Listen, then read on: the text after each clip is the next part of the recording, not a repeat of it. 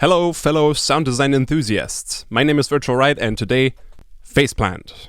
Yes, the shirt is supposed to have holes. I don't understand fashion either. I will be going through everything in Faceplant from start to finish. Let's go. Oh, and as I'm going through this, I'll be periodically saving every time I've kind of made a little preset to show something and put a download on my Patreon for those. All right, let's go. So when you open up Faceplant, this is what you will be greeted by. It's pretty self-explanatory with what's written here. This is where all the generators go, your oscillators or sample players or granular oscillator. This is where the effects go. You've got 3 effect lanes that are in series. Lane 1 goes to lane 2, lane 2 to lane 3, lane 3 goes to the master, and down here go your modulators, your LFOs and envelopes. And we're going to go through everything one by one, and then in the end I'll show you how to make some cool patches. So initially nothing is in here, and if you play a MIDI note you won't hear anything, which can be a little frustrating if you just start working with this thing. So let's start with the most basic of oscillators, the analog oscillator, which gives us our 4 analog waveforms.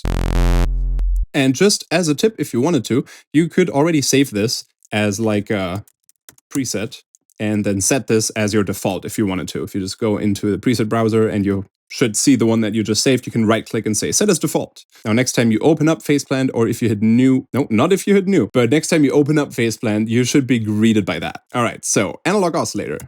Not much happening here, but we have some controls. We got a sync control that does exactly that, and we have the pulse width modulator here available when we use the square wave. There are a bunch of controls over here for the level, the tuning. If you click over here, you can adjust the fine tune. Harmonic just multiplies the frequency of this oscillator. Think of it as the ratio in operator or in FM8. So you just get the natural overtone scale. Shift kind of works like a frequency shifter. It'll shift the frequency of each note that you play with this up a fixed amount of hertz. So if I play a C major chord and then start shifting it up, it'll get out of tune because every note is going to be shifted the same amount of hertz, not semitones. That gives you that kind of sound. Can be interesting for some things. And then phase, just adjusts the phase of where the waveform starts when you hit a key. And by default, this little ±0 thing here will be set to 0. That is your phase restart randomness. So if this is on 0, it'll always start from the same position. And if you turn this up, it'll pick a random position in the saw wave to start playing from whenever you play a note. We won't really hear any difference right now because it's just one saw wave, but let's go over here to this little Unison button. Once you click that, some options pop out and our waveform design changed a little bit to reflect the changes that we apply. So now that we have 4 voices, we could detune those a little bit. If we don't detune them and our random phase restart is on 0, each note sounds the same.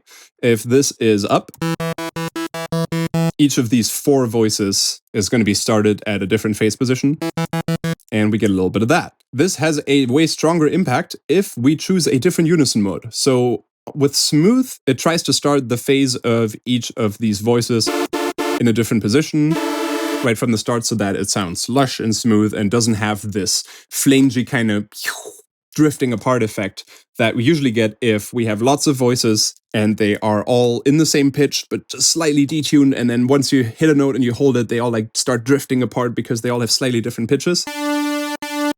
You get that if you change the unison mode to hard. You can also kind of see in the waveform how this like changes over time because they start getting out of tune.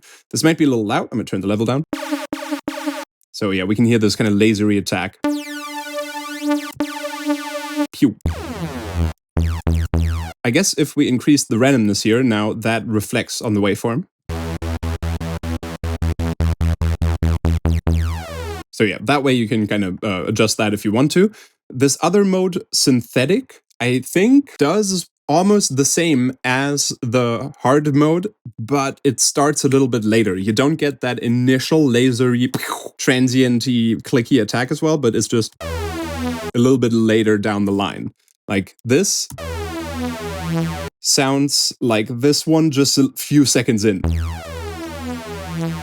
Like here you get that little, and then the tail of that that sounds the same. So that's kind of neat that you have the option of ditching that initial if you don't want it. We'll go back to smooth, and other controls over here are stereo spread, of course. That's neat. And blend blends between the central voice, like with 3 voices. There's one voice on the left, one on the right, and one in the middle. And obviously they will also be more detuned, depending on like your detune and your spread. So if you have an odd number of voices, like 5, and I turn the blend down, we're just left with the center saw wave voice that is not detuned, that just stays there, that isn't panned anywhere. If we blend, then those other 4 voices, 2 of them on the left, 2 of them on the right, 2 of them a little higher detuned, 2 of them a little lower, those will be blended in. But if we have an even number of voices, we will be left with 2 voices that are in the center, as so. And they are a little bit detuned, because now there is not a single voice that can be in the center, since we've got, with 6 voices, we got 2 and 2 and 2, these like 3 pairs, and they are progressively more detuned, so makes sense. 3 voices, and goes center voice again, so yep, that's just what it sounds like. In this case, the bias doesn't do much. I believe if this is on 0%, so in the middle, then all of these 8 voices in this case have a similar tuning distance in how they're spread out. Think of it in Serum as the linear detune. And with bias up, it sounds a little less detuned, because I think the center voices are a little less detuned, and only the outermost voices are detuned to the fullest extent, and the other way around this way. You can kind of tell how it's a little more detuned if this is all the way to the left. So far, so good. And even on smooth, if the phase restart is not random, you can kind of tell how it sounds the same every time. Almost like we're triggering a sample, which is cool if you want to go for a trashy kind of rave sound lead. But if you want like big super saws that sound really lush and not static, then obviously turn this up. So far, so good. But there are more unison modes. Creative is actually quite interesting. We've got these 3 here, frequency stack, pitch stack, and shepherd. So what frequency stack does, imagine that each of the voices that we add here is 1 level higher in terms of the ratio of the oscillator frequency. Basically, it's as if the first voice has harmonic on 1, the second voice 2, the next voice 3. So if I keep all of this down, and we just hear our original saw wave, and now I turn this up, we should be able to hear all of those coming in as additional voices. Nice. This also has spread, and a little bit of detune if you feel like it. Bit strange, but could be cool. And the blend works the same way. This way it focuses more on our initial undetuned voice, or unaltered, and then blends the other ones in. And now range actually adjusts how high these are being tuned. So our initial voice, right, is just, that's the note we are playing. And all the other additional voices are higher. Like that's an octave higher, that's a 5th on top of that, another octave on top of that. But with the range control, we can now sort of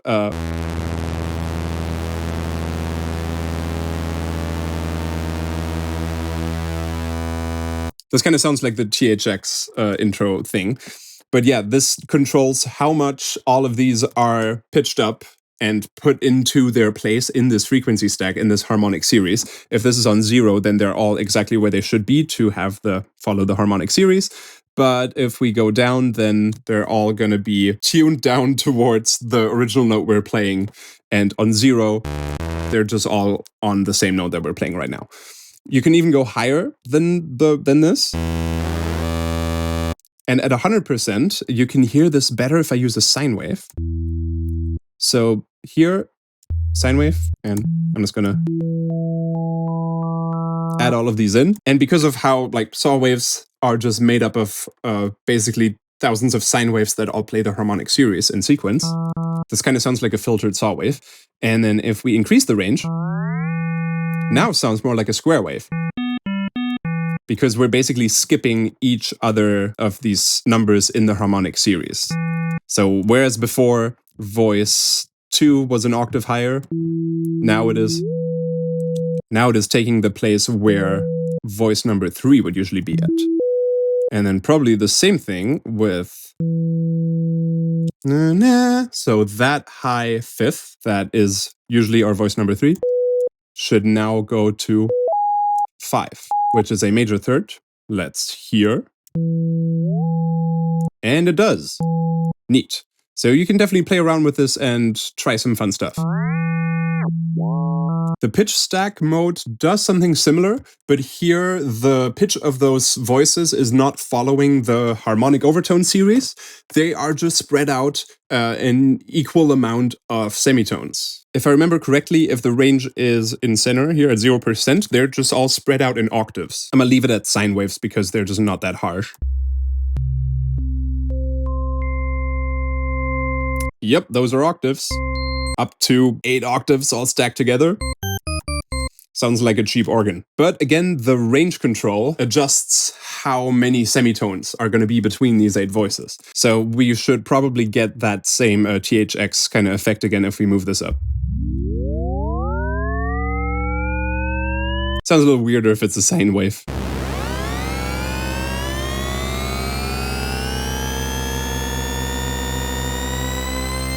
Beautiful. And if this is really far down, just at a few percent, then it should just sound like a regular detune because we're just allowing each voice to be maybe half a semitone higher than the previous one. Nice. Cool way to get a very intense detune if you wanted to make like some hardstyle-y, screechy thing. And probably bring the blend all the way up. So these other ones don't matter too much. I can show you octaves and fifths and minor real quick, and then you'll understand what all these other ones are like. Instead of having a similar distance between each of the up to 8 voices, these other modes kind of quantize the pitch of the voices to certain scales or certain chords. If we select fifths here, for example, which isn't fully correct, it does fifths and octaves in a way, we get the following. Like original note. Cool. Stacks of fifths and octaves. That can actually be pretty useful if you want to just make a big stack for some ravey stuff. Right? That works. And then something like minor or minor with a minor seventh works in a similar way. I'm just gonna play an E. We just get minor triads stacked on top of each other. Also good for trashy rave sounds. And then all these other ones work in a similar manner. These aren't as useful all the time, but I have sometimes just sat down and decided to build a patch around using one of these as like the main thing of the patch, and they're pretty fun. I'm gonna go back to just a single voice saw wave. And before I continue, I have to show you some important part of this whole setup here with the generators. Because as you might have noticed, once you click into the void and the list pops up and you select an oscillator here, it kind of spawns in its own group with this little envelope device attached. This is actually the only way that this oscillator is being heard, because the saw wave just goes into that, and then this envelope controls its volume and then sends it out into lane 1, which eventually goes into the master. Without this envelope device here, if I delete that, we don't hear anything. And if it is gone, you can find it here under Outputs envelope. But also, the signal flow here in this window works from top to bottom. So if I wanted to have 2 oscillators instead of 1, and I want to hear them both, I can either click into the void and make a new analog oscillator here, and just drag this one up, and now there are 2. But now we've had this whole second group and the envelope here being created. Maybe that is not the way to go. Instead, you can sort of aim between these 2 devices here or up here and hit the line. And then when you click that, you can also say, hey, put in an analog oscillator right here. Now we've got 2. And we hear both of them. If there's anything below this envelope, like if I click and drag this and put it down here, we don't hear this one. So just anything that's above this envelope goes out. This way we can already make like some kind of chord stack if we wanted to. And like, let me tune this to...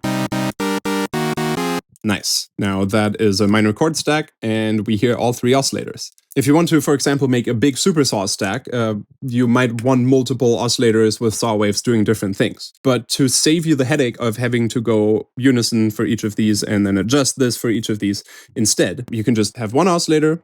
Let's just do saw wave on smooth with some detune.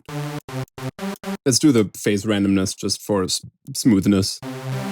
And then if I wanted another saw oscillator with these exact same settings, but maybe an octave up, I can just click and drag on this device so that I'm holding it. And now if I also hold Option, you can see that the original oscillator kind of turns from grayed out to not grayed out. And now wherever I drop this, let's drop this here, now it is a duplicate. Neat, we can even do that again if we want to. Now we have that 3 times, and then we could, if we felt so, tune this one maybe up an octave, and this one maybe up an octave and a 5th. Neat, now we got a big supersaw stack. Maybe this 5th on top is a little loud. I'll bring you down a bit, maybe detune you more. And the fundamental one here, not as much. And this one can be quieter, you can be a little quieter too. So now we have quickly made a big supersaw stack. I'm actually just going to save this and add it to the pile that will accumulate throughout this video. Is there a reason, though, to put an oscillator below the envelope module here that we're not even going to hear? Yes, because you might have seen these little pluses in a circle that just show up at the end here if I hover near them. These might be a different color for you. I don't know if I'm using a skin, I might be. But what these mean, and they also show up for the macros up here, is that this is a source that can modulate something. And once you click on it, you see the destinations that it can go to. So this is how we can do FM in Phaseplant, or phase mod as well. I will be saying FM all the time when I actually mean phase modulation, because that is the FM sound we are all used to. In Serum, it's called FM from B. It's technically not FM, because actual FM in a real analog synthesizer or in a modular system, if you were to just patch the output of one oscillator into the pitch control of another, sounds a lot different. Here is an example where I'm just going to use a triangle wave that we hear up here, and then we don't hear this one, but this could modulate the phase or the volume or the pitch of this oscillator. And how you assign that is by clicking and dragging into one of these circles here. So I'm going to click and hold down, and then I can drag up and adjust the amount, and you see how much it is adjusting it. And also down there in blue, you can see from what value to what value is this parameter being modulated by the source I'm applying right now. So technically this should be FM, right? FM is frequency modulation. I'm modulating the frequency of this oscillator from that other oscillator. But it sounds really weird and dissonant. It's kind of cool. And you can find these sweet spots now and then where, like, that sounds pretty cool. That sounds very stable. Whereas there are other points here where you get some weird beating or some very dissonant overtones. But it does sound kind of cool. We might be able to increase the pitch of this by increasing the ratio of our modifying oscillator down here. Nice. Sounds almost more like this dissonant effect you usually get when you use a ring modulator. But yep, that is what just regular FM sounds like. And if instead we apply this one as a modulation source to the phase, that is what we usually call FM when we use software, unless you're using some Eurorack emulation plugin or something like that. So yeah, this way we can FM something with something else. We can even apply this again to other destinations. I'll try putting it on the harmonic ratio or on the frequency shift. To see what happens, even the level.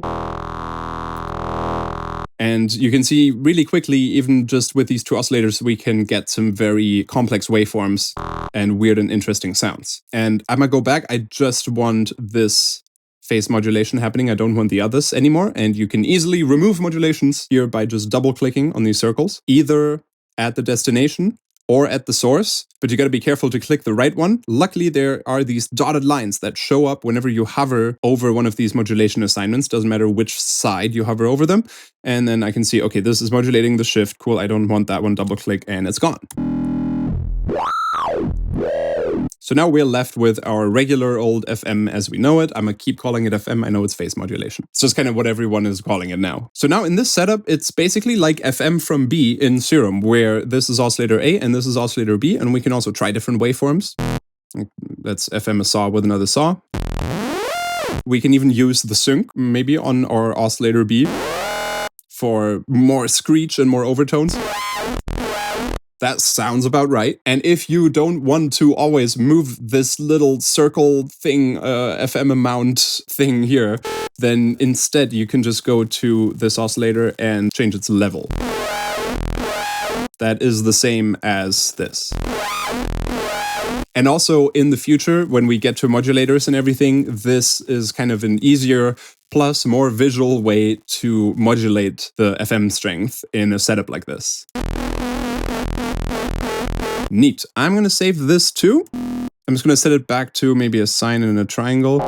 That's kind of the classic FM setup. Maybe increase the harmonic ratio down here a bit. And then I'm just going to save that as classic FM from B setup.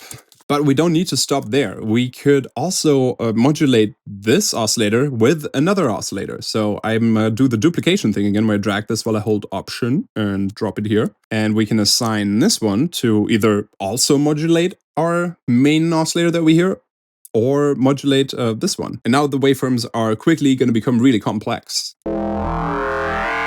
These are both set to a ratio of 3, so I might bring that down.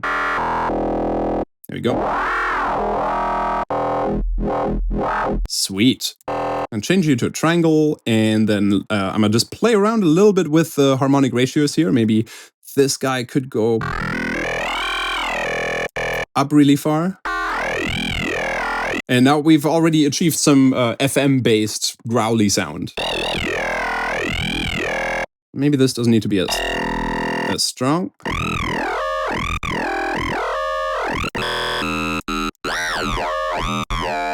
Cool. We are just FMing a triangle with another triangle at different pitches and in different strengths, and we already got this weird-ass vowely squarey sound. I'm also going to save this patch, but the coolest thing to modulate or to move around right now is the level of this third oscillator. So to make that easier and more apparent, I'm going to map a macro to it. And here we also have our little plus that I'm just going to click. And as you can see, that can go anywhere. And then if I hover over the level here and drag this up, not only do I see the percentage that it modulates it at, but also from where to where it's going to move the level. So if this level was already at 50%, and I even just hover over this, those blue numbers below macro 1 plus 100% tell me from what value to what value this macro is going to move this parameter here. So I actually just want you on 0 and then go all the way up to 200. Works. If it sounds a little steppy to you, that is my laptop just not doing it right now because I'm screen capturing and everything. But this is really smooth. I'm just going to call this growl and then save this as 3 triangle FM growl. I've just played around a little bit by changing the waveforms here. I think previously we had like all triangles. I just changed this to a square, this to a saw, and this one stays on a triangle, and now it sounds like this. There's nothing on here yet, no effects or no post-processing, but already sounds really crunchy. Oh yeah, I increased the harmonic ratio here to a certain note, just so it's like...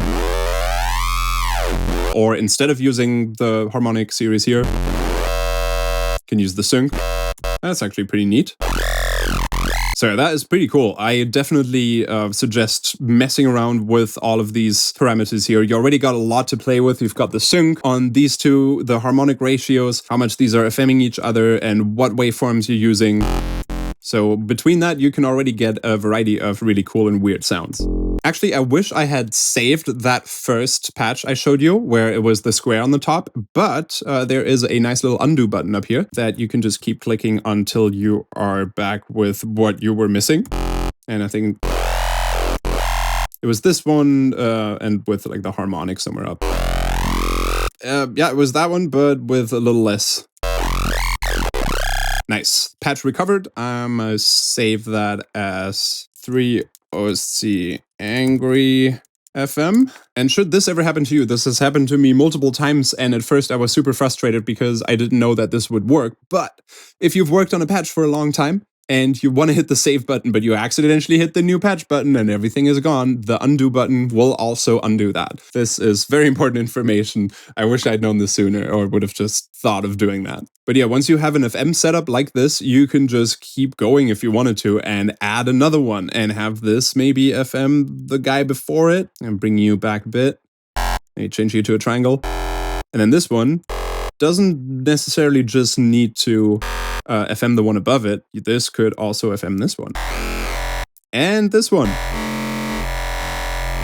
Mental. A little harsh, I know, but mental. We're gonna get to the filters soon. And here's one more part about modulating stuff that actually just in this area also might be important. I just assigned this fourth oscillator to FM all the other three in different amounts, but changing the amount that it FMs oscillator 1 or main guy by actually does something cool, and I like that, and I would like to be able to modulate this just by itself, because if I change the volume of that oscillator here, it affects everything that this is linked to. Like, that sounds cool, but it doesn't sound like just doing that. So in that case, I could just, let's put this to like its maximum value where I want it to be at in the end.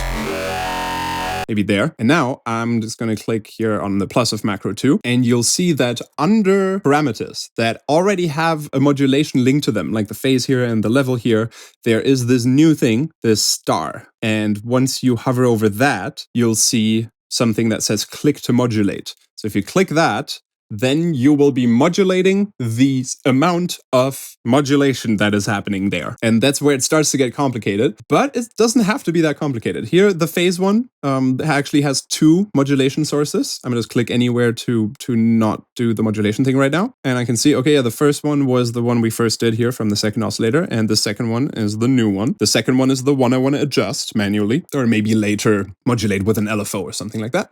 So I'm gonna click the plus here to assign this to, and let's hover over the star. The second of these 2 modulations happening here, I'm just going to click there. That's all you need to do. And now, this is adjusting the strength of this modulation here. I'm just going to name this OSC 321 FM. And the other thing's still here. Maybe this can go crazier. That's a bit much. I just want to save this as some halfway useful patch. I guess that is fine. I'm just going to save this one too for OSC FM with auxiliary modulation, because that's kind of what we're doing here. If something is controlling or modulating how much another modulation is happening or being applied. All right, enough of that. One more thing about the signal flow in this section before we move on to the other oscillators. It goes top down, but it's its own kind of signal chain for each group. So if here we have 2 oscillators and this guy is up a 5th, they both are added together and then the envelope sends them to lane 1. If I make an entirely new one here, this one also goes to lane 1, but this is now its own chain. It's not going to add these 2 up and then this one as well and then send that through this envelope to lane 1. So those are separate, because if I wanted to have one oscillator maybe to be panned left and another one to be panned right, let's say I want these 2 to be panned in different directions, I would think that if I put another envelope here between them and I say, hey, you go to this envelope right and you go left, and then you go to this envelope, you go right, that it is panned, yes, but these 2 are still going to be added together and then go to the left channel. And this one by itself is also going to the right channel. If I turn this down, we hear that both of these are going through this, but only this one is also going through that envelope. You can also sort of follow the arrows here on the side, like this is going into here, which is sending it out, and then that is also being added to this one going into this envelope. So these arrows help a little bit to understand the signal flow too. So in this case, I would actually drag this envelope out so that it's now in its own group. The red arrow shows us it has no input, and then drag the second oscillator on top of it. So now it's in its own group. We've got 2 different groups. One is panned to the left, one's panned to the right. Nice. Now the panning is working as I intended. So that just as one more thing on how the signal flow works in here. We'll get deeper into that the further we go on. Actually, just let me save that. Why not? 2 groups, left, right, pan. Let's continue with what most of you will probably be using most of the time, the wavetable oscillator. Same thing as with the analog one, it spawns in its own group with an output envelope. And we've got a nice little default wavetable here. Faceplant comes with a bunch of factory wavetables, and you can also add your own. If you click on the wavetable name here, it opens up this browser. And if you click on user, usually there's probably nothing in here yet unless you've put something in there. And over yonder is this little link to a folder. You can just click that and this opens up your user wavetables folder. If we go one folder up, there's like user shapes, user samples, etc. And you can just drop wavetables from Serum and I think even Vital just straight into here and they should just work. So I've done that with some of my Serum wavetables and yep. Works, just shows up like that. You can also drop samples in here and have them converted to wavetables. That works pretty well. You don't even need to spawn a wavetable oscillator if you want to do that actually. You could just have this empty and then I'm just going to go to a sample. Maybe something that kind of stays on a pitch. Guess that's kind of fine. Let's just try it with this one. If I drag that, you could drag it from like a Finder, your Explorer, or just from the Ableton browser straight in here and drop it. I get a little menu, load as sample in sample generator, load as granular, or convert to wavetable for wavetable. If we click that, then it has spawned as a wavetable generator and we are greeted with Faceplant's wavetable editor. You can have a look in here, but it looks pretty fine. For now, I'm just gonna hit done. There's some settings up here where you can select the root pitch or have it detect it. It already tried to detect it, so that's not going to be any different. X fade is, I think, the fade between the individual frames. So it might add some of that. I think can I have this be like shorter? Like, hey, yeah. So yeah, I can see here at the end of that sample is a bunch of silence. And if I drag this thing here, you can kind of see this blue representation is kind of what the wavetable is going to look like later. So I can be like, hey, actually just turn everything from here to here into a wavetable. That might give us some more frames in between, some smoother blends. And I'll just hit done. And first of all, let's just have a look at that. Yeah, the DC offset's a bit funky there. But it worked. Let's have a look at this editor one more time. So I'm just going to click this little thing here. That's going to open up the wavetable editor again. And up here, we got some effects like EQ this automatically. We can also add a tilt EQ if it is very bass heavy or not bright enough. This is going to adjust the tone and you immediately have a visual representation of what is going to happen to the thing. For example, here at the start, this very grayed out line in the background shows us what it looked like originally at that frame. And then the blue thing shows us what it will look like after an EQ, a tilt EQ with this setting has been applied. So if we go that way, then we'll just end up with lots of low frequencies. If we go the other way, we will end up with lots of high frequencies. And also, as you can tell, I have sort of by going here to different spots and then adjusting this again, created little points in between where it can jump from one to the next setting. So you can see how here, there's like all these high frequencies because I have adjusted the EQ to take away the lows, add in the highs. And then maybe over here, I want it the other way around. And maybe over here, I want it the other way around again. So we go heavily between noisy and subby. And then I can look through this and see, yep, exactly that is happening. Cool. Oh, here we're really sub heavy again. Maybe turn you a little bit the other way. And I'm not really following any protocol here. I'm just trying to make this sort of as varied as possible. I hit done. We got some other fun stuff too, like remove DC offset, normalizing the global peaks or peaks for each frame. And let's go back and see what we have done.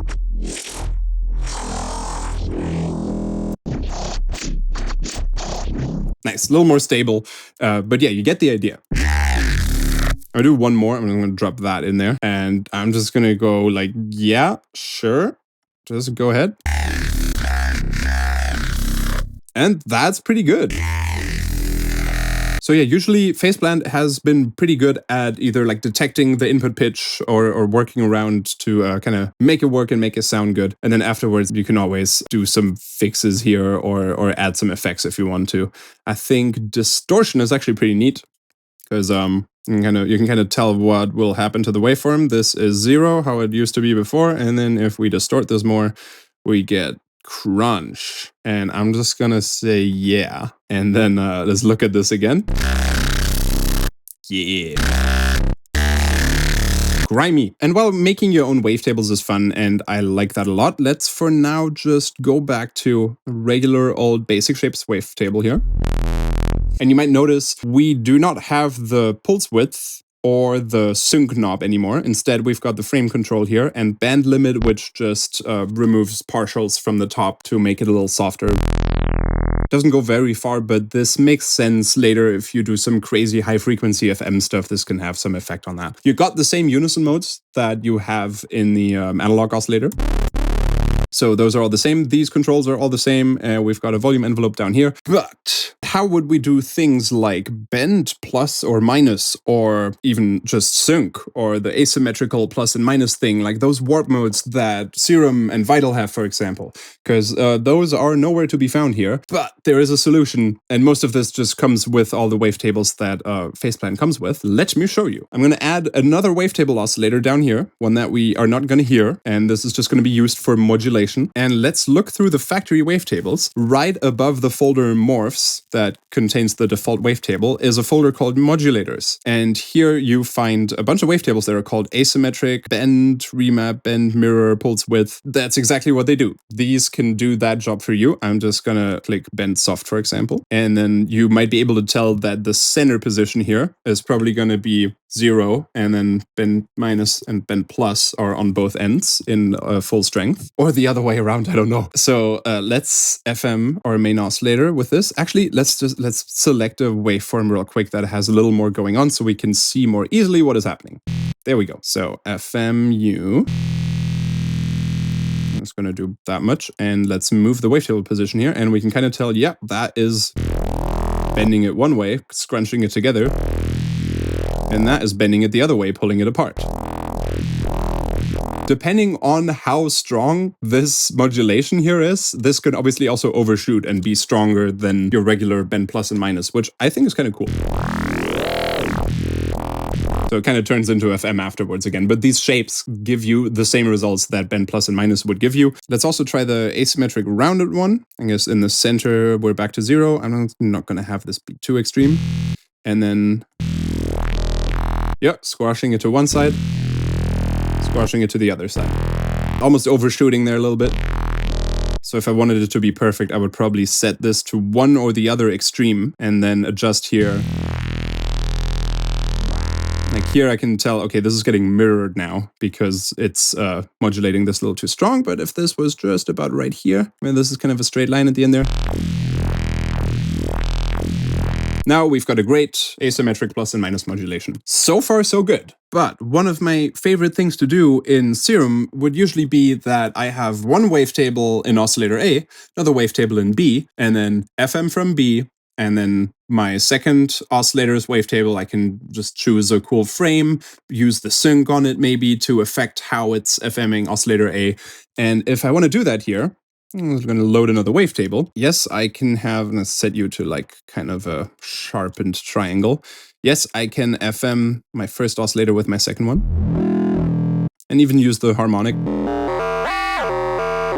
to hit weird overtones. That works. But how do I now add sync to this? We can morph through the wavetable and choose different wavetables here and there. And yes, this frame position is modulatable later by either by macros or by things down here. But now I would want sync on this one. And for that, we're actually just going to load up another wavetable oscillator. And I have made myself a little wavetable for this that's just called sync main. But it is nothing but a saw wave that goes up. And then on the other end is a saw wave that goes down. I just made that so that I have options and variations. But literally just a saw wave that goes up, and then this is FMing him. And that looks exactly what it looks like when we had an analog oscillator on triangle and turn up the sync. It's got that little point here where the wave repeats, and we have additional triangle waves coming out. And it scrunches them together until we have a really high-pitched triangle wave. Similar stuff happening here. Here is the point where the waveform ends and more triangles come out, squishes them together, goes a little higher. But that would be our sync. But another problem arises. This crossover point here where that cycle is over, the next cycle starts, it starts from the same point every time, and we got this little click here. Usually not too bad, but that can get very intense. Especially now at this point, it's like a little mess of noise there.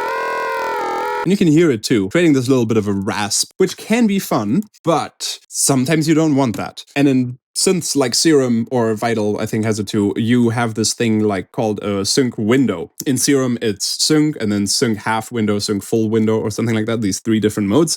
And all they do is that when you apply sync, it actually turns down the volume, the level of the oscillator that has the sync applied at the end of its cycle to 0, and then up again, so that this little moment here where it's creating that noise and that little click artifact is silent and the sync is a little more clean. So for that, we would have to modulate the level of this once every cycle to just go quiet right there. The basic way would be to grab a sine wave. I'm going to do that here. And then have the sine wave modulate the level of this oscillator. I'm just going to do that. And if I go up to 100%, then this is sort of the point where it is quiet. And this is the point where it's loud. So that like corresponds with the frequency of this thing here. They should be the same frequency if I want it to happen on each cycle. But as you can tell, the moment where it's quiet isn't quite where this little clicky sound is. So we can adjust the phase of the sine wave to be exactly in that spot. But also now there is quite a big gap where this is quiet and then it like slowly rises in volume again, goes down again, because that's just what the sine wave looks like. But at least we have eliminated this sound. I'm just going to play around with the sync amount or the sync pitch now by changing the level of our saw wave here. Sounds correct. Sounds kind of what it would sound like with the full sync window in Serum maybe. Maybe a little raspier than that, but it works. And this does kind of add some kind of crispier sound to our final result here, instead of having it be sort of more consistent, but both things are cool and valid and can be useful. But I have made this easier by making a specific wavetable for this window purpose. I'm gonna give you all these two. I've made another one that is called Sync Window. And first of all, this one only stays in the positive side, only above the 0 line here, which makes it easier to use because now this can just modulate the level of our oscillator over here 100%. And now, since it starts with the wave all the way up, it's not doing anything. It's just keeping this volume level at where it's at. And then if I move in here a little bit, you can see what is happening to the volume of this wave here, where it's applying just a tiny little window there to make that thing a little bit smaller. And then you can go through the table here and adjust the window, like either the size or the shape. At the start, it has this smooth fall off. Then in the middle, it gets real narrow, which also sounds fun, especially if you go maybe even higher. Very raspy and crispy. And then it opens back up again, but with a more steep curve on the edges. Up until almost all the way up. So yeah, for comparison, with a tiny window applied right at the right point, without it, doesn't have that underlying raspiness, but now we have that weird click all the time. So your choice. I like to play around with this because also the window kind of adds a really cool character to the sound. And if you want to, you can obviously modulate everything all the time in any way. We could even increase the harmonic ratio of just the window so that instead of one little blip of level going up in each cycle here, we get 2 or 3 and maybe make them a little bit wider. And then this reflects again here on this waveform, and then it reflects on how this waveform is being modulated.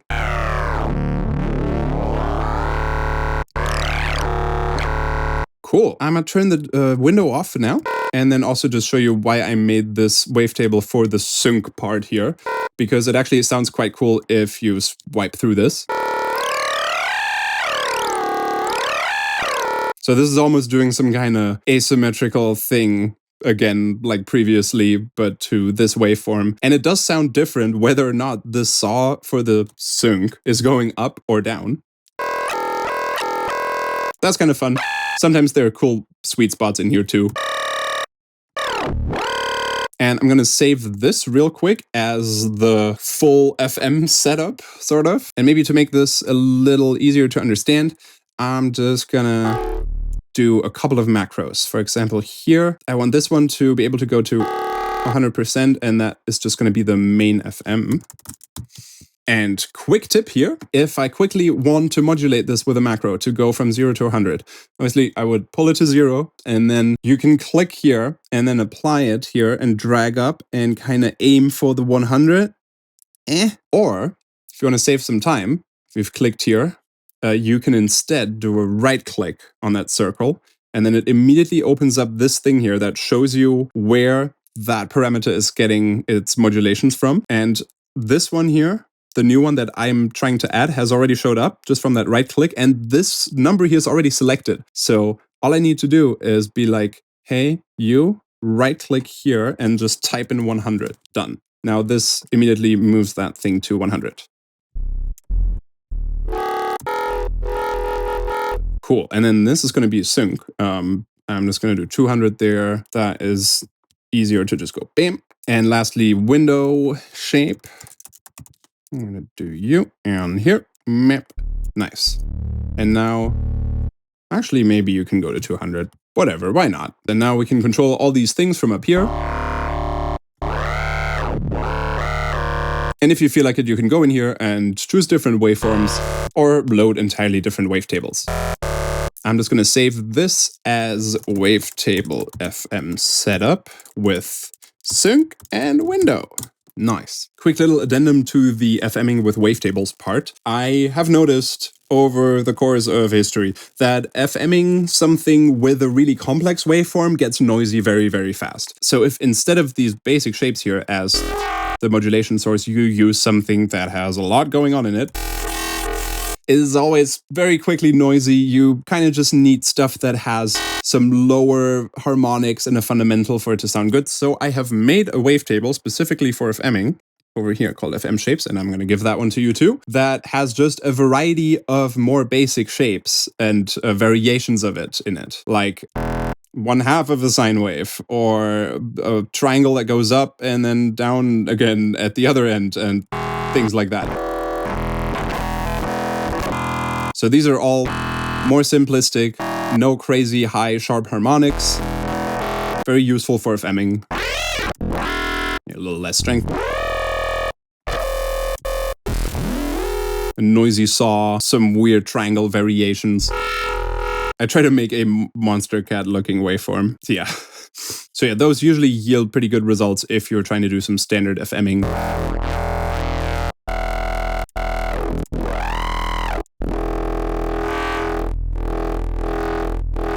Neat. If you've bought my Faceplant presets pack on Patreon, you might have seen this in some of the presets as well. I definitely used it in there a bunch. So I'm gonna save this one as well as Wavetable FM setup with FM shapes. All right, these next two are gonna be quick. Let's start with noise.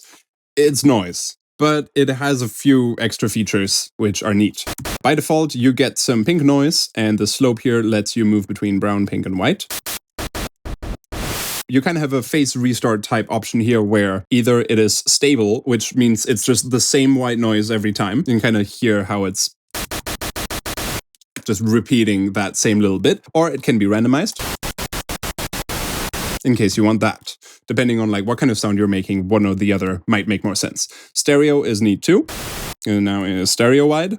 Got some level control over here, and then other than that, why is this on 4 by default? There must be a reason. And you have 3 noise types that you can select. If it's the classic noise, you just have some level control.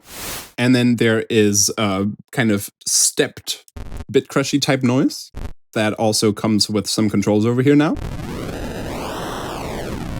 And kind of adjust the frequency of these random clicks and how often they should happen, and then that will affect the noise of the sound of the noise. This is great for video game sound effects, like.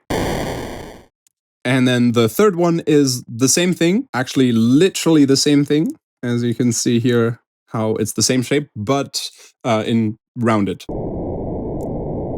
So if we were to pitch this all the way up, we would end up with white noise again. This is just kind of a very low frequency version. Cool for rumbly low end stuff. If you were making effects, or maybe the rumble for a techno kick. Actually, good rumble source. And the other pretty self-explanatory one is the sampler. It is a sampler with the same controls as the oscillator in terms of tuning, harmonic, frequency shift, and phase, and so on. And we can just drag and drop a sample in here or grab one from the factory. Let me actually just grab one real quick. Ba-ba-da. For example, let's just get a synth node in here. Ba-doo. Beautiful, it works. Similar volume envelope down here that it comes with a Unison section, same as before with all the features. And we can adjust the start point, which is linked to this offset knob over here if you want to. You get a detailed view of the waveform at the point you're currently at. That can help sometimes. I think if you hold Shift, then you have a super fine-tuned way of finding the right start point. Sometimes that can be helpful. This sample is fine though, it starts just right where it starts. But actually, maybe I wanted to start here. Let's give this some release just for fun. Actually, let's give this a little more release because then I can show you how the loop mode works. And play it a little higher so travels a little faster. So if we turn on loop, we get a loop section that we can move around and adjust. Let's put this over here, for example. Works just as expected. I'm gonna make it a bit shorter. And once we've turned that on, we get some additional controls down here. The start point and the length, which I think can also be modulated. Yes, they can. And a crossfade. So if we turn this up, you will start to see these little crossfadey lines here.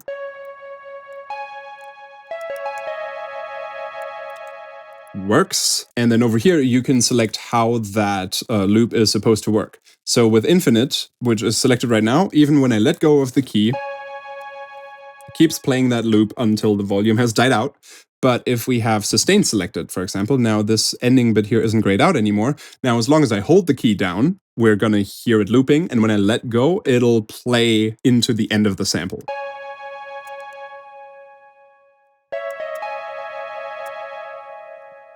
Ping pong works, as you can imagine.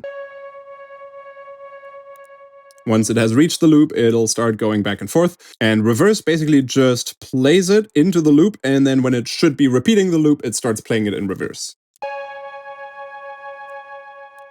If you want to play the entire sample in reverse, you can hit this little button here that in the Wavetable oscillator, it opened up the Wavetable editor. Here, it opens up a little sample editor. There isn't much to do, but under operations, you can normalize it, convert it to mono, or reverse it. So now, beautiful, now it's in reverse. Oh, and you can set the root note. So in this case, this does say that this is allegedly in C#. So if I put you to C#, this should now be correct. Let's add an analog oscillator to check. Yep.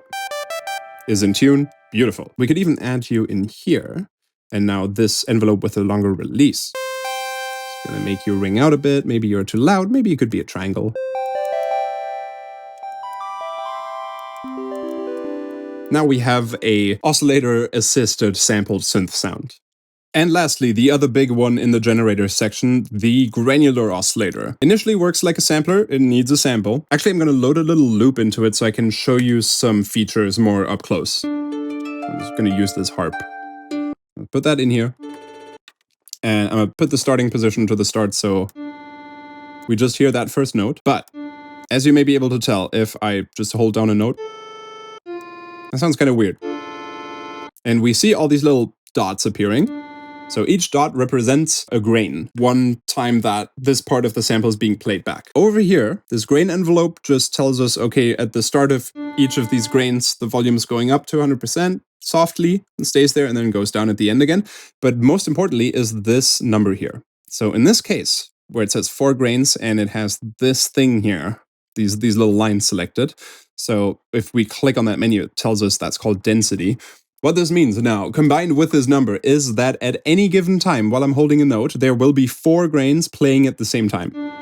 and they all start at the same position and then play into the sample and then stop after 250 milliseconds, as it says up here. It might get shorter or longer depending on what note you play. That's what this thing turns on or off. If I play a higher or lower note while this is on, this kind of key tracks the length. As I now play a higher note, these get shorter. If I play a lower note, these get a little longer and play definitely longer than 250 milliseconds. If I turn this off, you can kind of tell how if I play higher notes, it reaches more and more into the sample because it has to play back the sample faster the higher the note I play. So obviously it'll play more of the sample and that'll happen. For now, let's keep you locked in.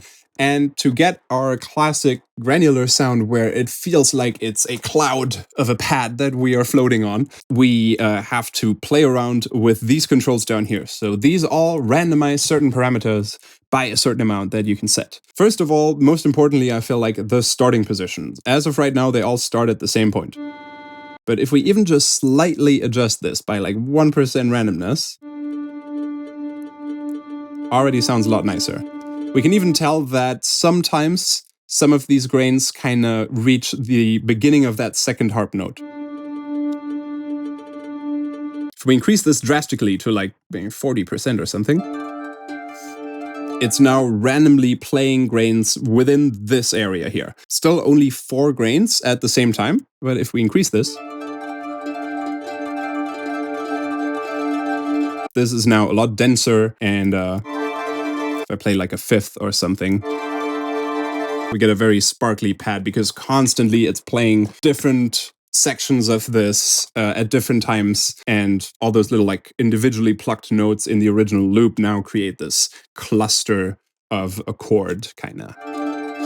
Alternatively, instead of having the grains be controlled by a density amount, you can also set it to just spawn a new grain at a certain rate. So here, 10 hertz, that means we get 10 grains every second.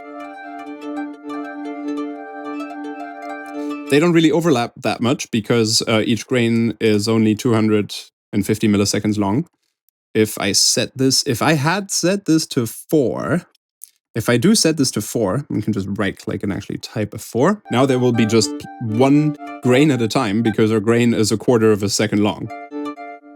And we can kind of hear silence in between because this fade in and fade out takes some time. If we adjust these points here, which we can just like click them and drag them around. And if I move them like this,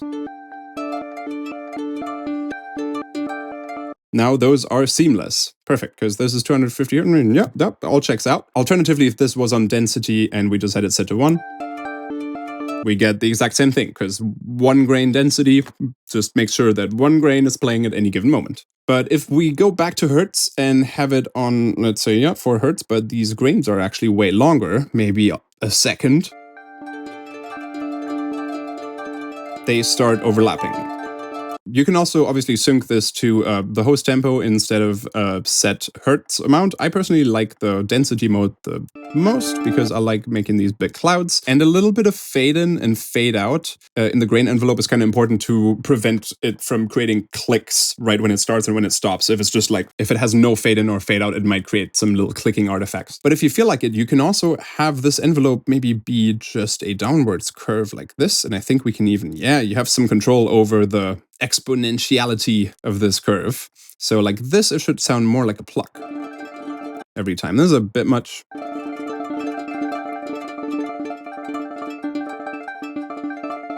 Nice. Now each of these grains kind of sounds plucky because the volume goes down towards the end, or we can make it sound kind of reversed if all of them just have a fade in.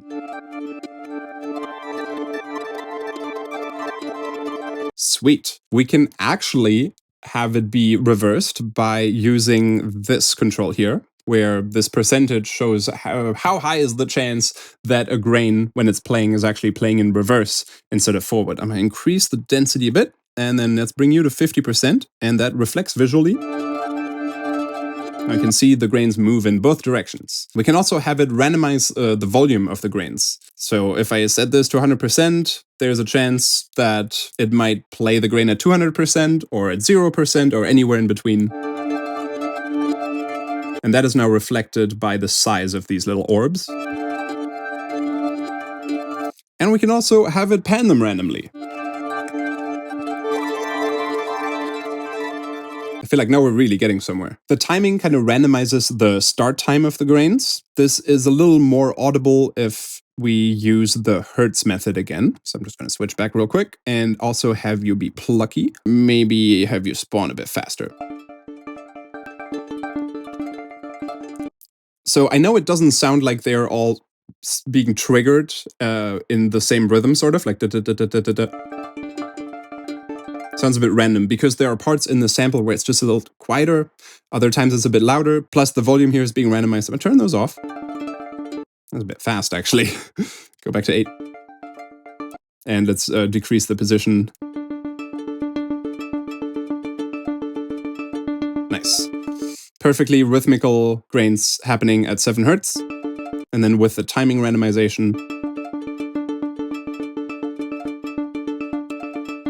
it's starting to get less and less quantized.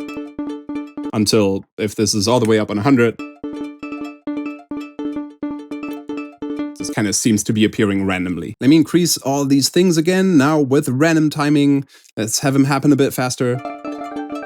Like that, and have the level random, pan random, reverse on 50%. And lastly, you can randomize the pitch of the sample per grain a little bit. This gets extreme very fast, but a little bit can be nice.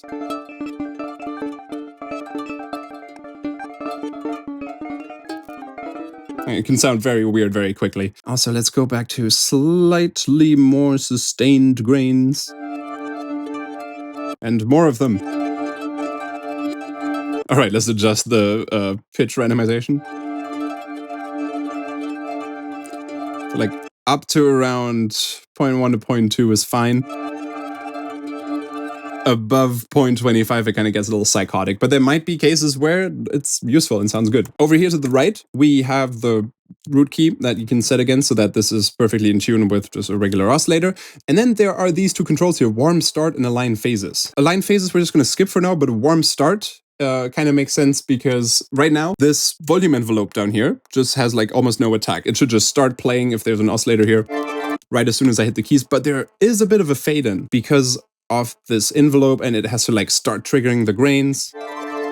So if this is on, it just starts immediately and acts as if all those grains were already playing. It's just turning up the volume now. Otherwise, if this is off, it has to start populating it with grains first. It's not that in the moment I'm pressing it, there are 10 grains playing at once. It's just starts spawning them and then keeps the density at 10 grains. Versus. So that's what that does. And then one of my favorite parts in this, there is this little chord button here. And when that pops up, this kind of reminds us a little bit of the unison control on the oscillators. So think of this as kind of the pitch randomization here, but in a quantized way. So this is kind of neat. If we had just something that plays a single note, not this whole cluster of a chord, then this would make a little more sense. So I'm just going to adjust the position here to just play that first note. Nice. Already just works as a pretty pad. Add some reverb and delay. But now let's turn on the chord mode and select minor. And then we've got range here. Let me also reduce the grains real quick. Nice. So, okay, this is set to minor. And then there are these different shapes. What do they mean? What does all of this mean? I'm going to just turn up the range while this is selected to minor and you can kind of hear what's happening.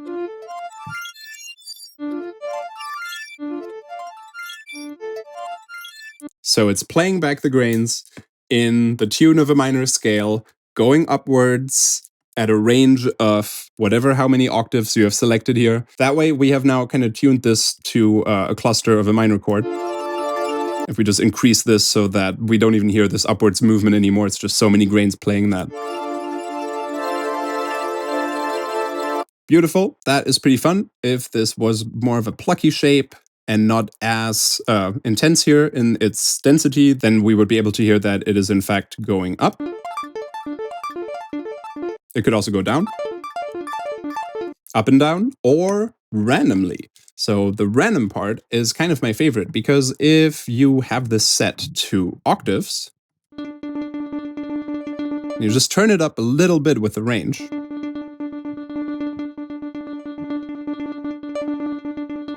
You sometimes get a grain here and there that's pitched up an octave, but not all the time. So I'm gonna turn you back into soft mode and then just hold a minor chord. And you can hear how sometimes there's a little blip that's an octave higher. And that actually works really well even with a sample in here that plays a whole melody, something like what we've had before here with the harp. I'm gonna increase the grain density again. So I really like this, that sounds nice, but if every once in a while one of those grains played an octave up,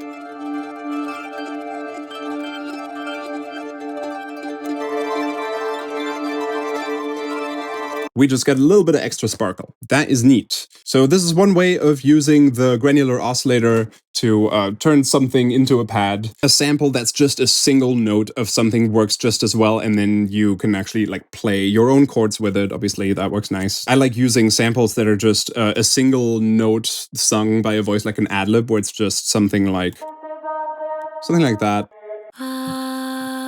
Even just something like this, actually. This is a very dry sample, I know, but let's just import that. You can already hear sometimes how it goes up an octave. Let's give this some release and maybe a little bit of attack, and then I'm gonna play some chords.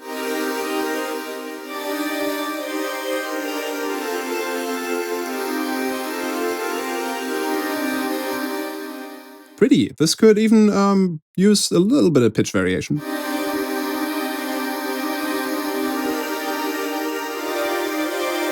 I almost feel like the position variation can just go over the entire sample.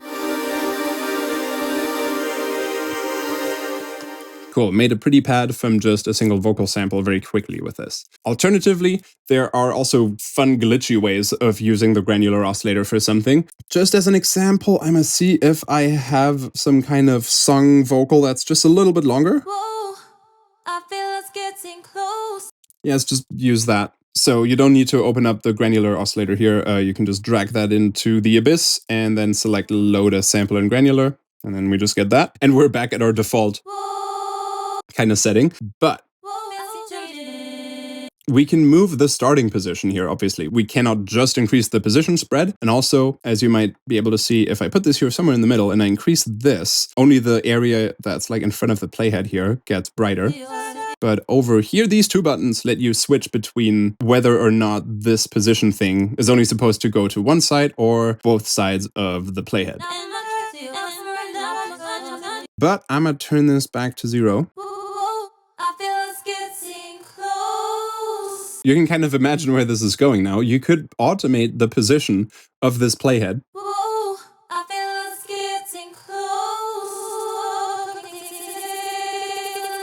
And that way create some kind of stretching sound of the sample. Because you could have this play like way slower than the sample actually goes. And if we increase our grain density and maybe make it even shorter, or let's give this more fade in and fade out, make it a little shorter, it can start to sound really metallic.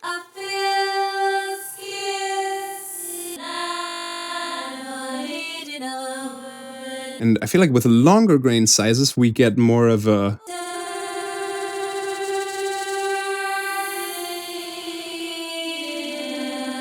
Almost sounds like pulse stretch now, with fewer grains at the same time.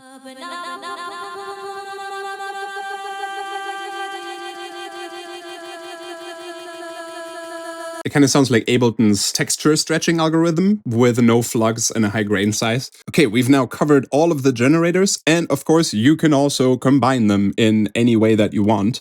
We can have an analog and a wavetable oscillator together in the same group running through the same envelope, or we can even have maybe a sample oscillator down here that we don't hear. It is only modulating something, and we could, for example, let's just try this with a snare drum or a kick drum or something. I think usually something that's a little more tonal actually works best.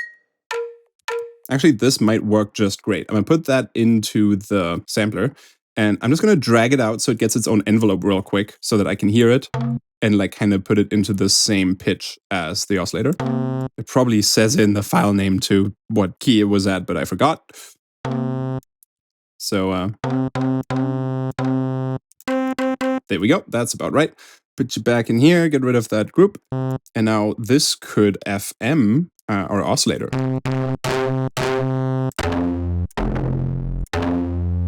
And we can play with the harmonic ratio here too. So I think that is pretty cool. Obviously sounds different with different wave shapes here in our main oscillator. And we could even get another oscillator and have it FM our sample. Put you on a triangle. Obviously, the lower the pitch of this sample, the slower it's going to play it back. We're like somewhere up here. That's pretty cool. Yeah, it gets a little intense if we go to higher ratios here, but maybe if this one wasn't so strong. Cool. Same thing obviously also works with the granular oscillator. Another cool combination real quick would also be to maybe get the noise oscillator. And maybe I want some noise, like some white noise that's stereo and random, on top of my sub. So as a sub, I'm just going to load up a analog and put you to it on a triangle for now. And we could just distort them together, which we'll also get to, but it would be even more elegant to instead get either just an analog oscillator on sine wave and have this modulate the level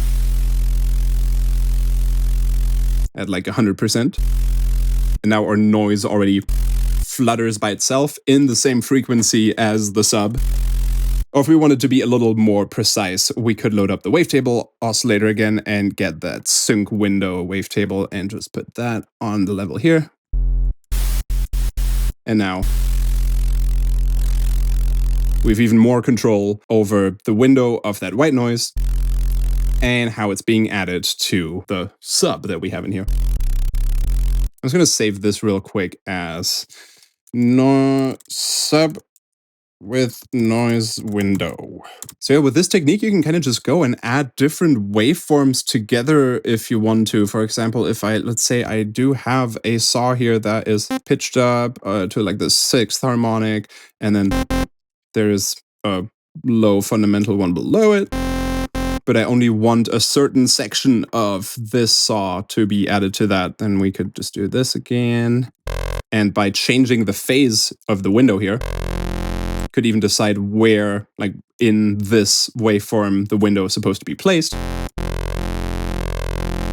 If I change the phase of this oscillator here, it's just kind of moving it underneath that window, so to speak.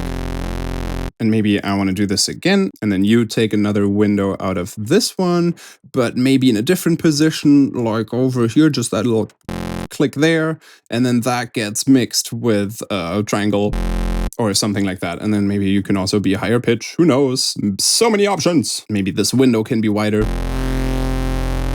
And then check out which phase position sort of gives the best result. Maybe you can also all be triangles. Who knows? Maybe you are FMing you. And maybe you are then FMing this boy. Crazy gnarly waveform immediately put into existence. That was fine like this. Even more gnarly with sine waves. And that actually sounds cool and grimy and vowely. I'm gonna save that one too. This would be a good start for classic kind of growl sound or something else. Wildly modulated gnarly wave. There we go. And we are not done yet with this generator section because we also got to look at the effects here, at least at distortion, filter, and these routing options here. The distortion is pretty self-explanatory. What I like about it is that it kind of gives you a little preview of what the waveform looks like. Even if we've like combined two waves, let's just do that. Let's have like a saw that is on a high fifth and kind of a sub below it. Make you a little quieter. And then if I pull up distortion, over here, we see what the waveform of these, of whatever is above the distortion combined and ran through the distortion is going to look like. And we've got some different types here. Also, Faceplan gives you this little preview where if you open up a drop-down menu like this, and you just hover over different options, you should also get an audio preview immediately of what that would sound like. So if I hold down a note, and then I'm going to just hover over these,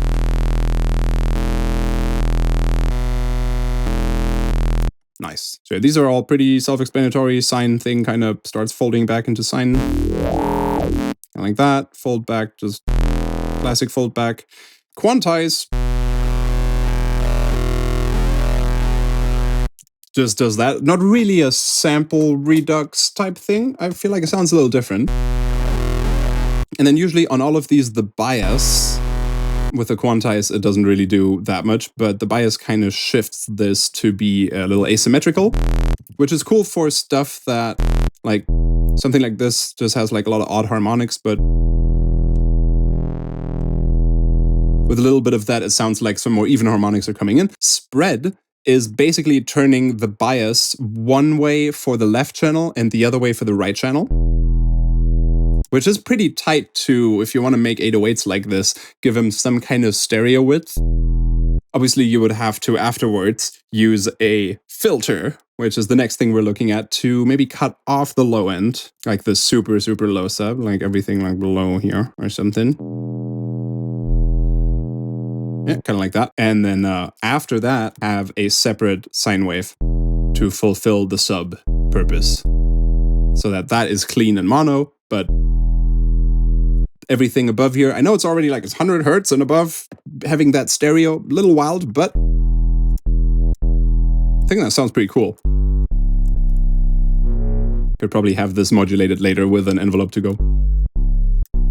And you would have a kind of impactful 808-ish sounding bass that is also very stereo wide, but has the sub for sure mono. And again, just like with the output envelope, similar rules apply to the distortion and the filter. So everything above the distortion goes into the distortion. Same with the filter. Everything above it goes through that filter. And then we could then add another oscillator, which won't be affected by the filter and the distortion, only if we added another one down here, or if we added U above this. Now everything, all three of these get summed together and go through this. But this is kind of neat.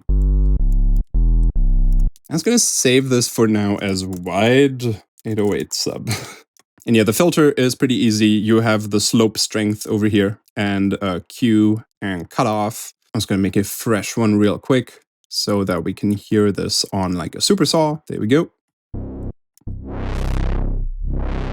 I like that if the Q is all the way down, this becomes really, really soft if the slope is just on 1. Even if the slope is just on 1, just increasing the Q a little bit up to like, what's the magic number? I think 0.69 or 0.7, 0.71. You don't have any resonance added yet. Like it's not making anything louder than 0, but above, I think 7, 7.2 is starting to get some resonance. The gain knob here only works on the last 3 filter types, which are more like an EQ, where you have a, I'm going to turn the Q down, where you have a low shelf, or a high shelf, or a peak. Which could also be a notch in that way. But if you want one that goes all the way down, there is a notch option. So those are the filter and the distortion. And the last thing here in the generator section are the aux and the mix tools, which are under routing. And what they do, I can best explain if I have a little setup here, for example, where let's say I have a sound and it's just have it be the saw. And then I do want to add a white noise, but I kind of want it to be distorted with a sine wave first. I know we could do the window thing I did previously, but let's say I just want the classic, like I want a classic white noise. I'll just mute this group for now. I just want a classic white noise that is stereo. And I want this to distort with a sine wave. So white noise, sine wave, distortion. Nice. That is sort of the crunch I was looking for. And maybe like I want to add that white noise crunch that I now got to the sound up here. First of all, I might want to get rid of that low end. I just want the white noise. Just want that little cool buzz. And now I want to inject that up here in this chain somewhere. So first of all, I might get rid of this envelope because I don't need to hear this by itself. And up here in the chain with the saw, which is the only one we hear now because this is the only one that's got this envelope that has an output, I can add an aux device. And if you just hover over this, it says modulate this area to connect an input. So we can just take the output of the last thing in this chain here. So the filter, just click that, and then click here.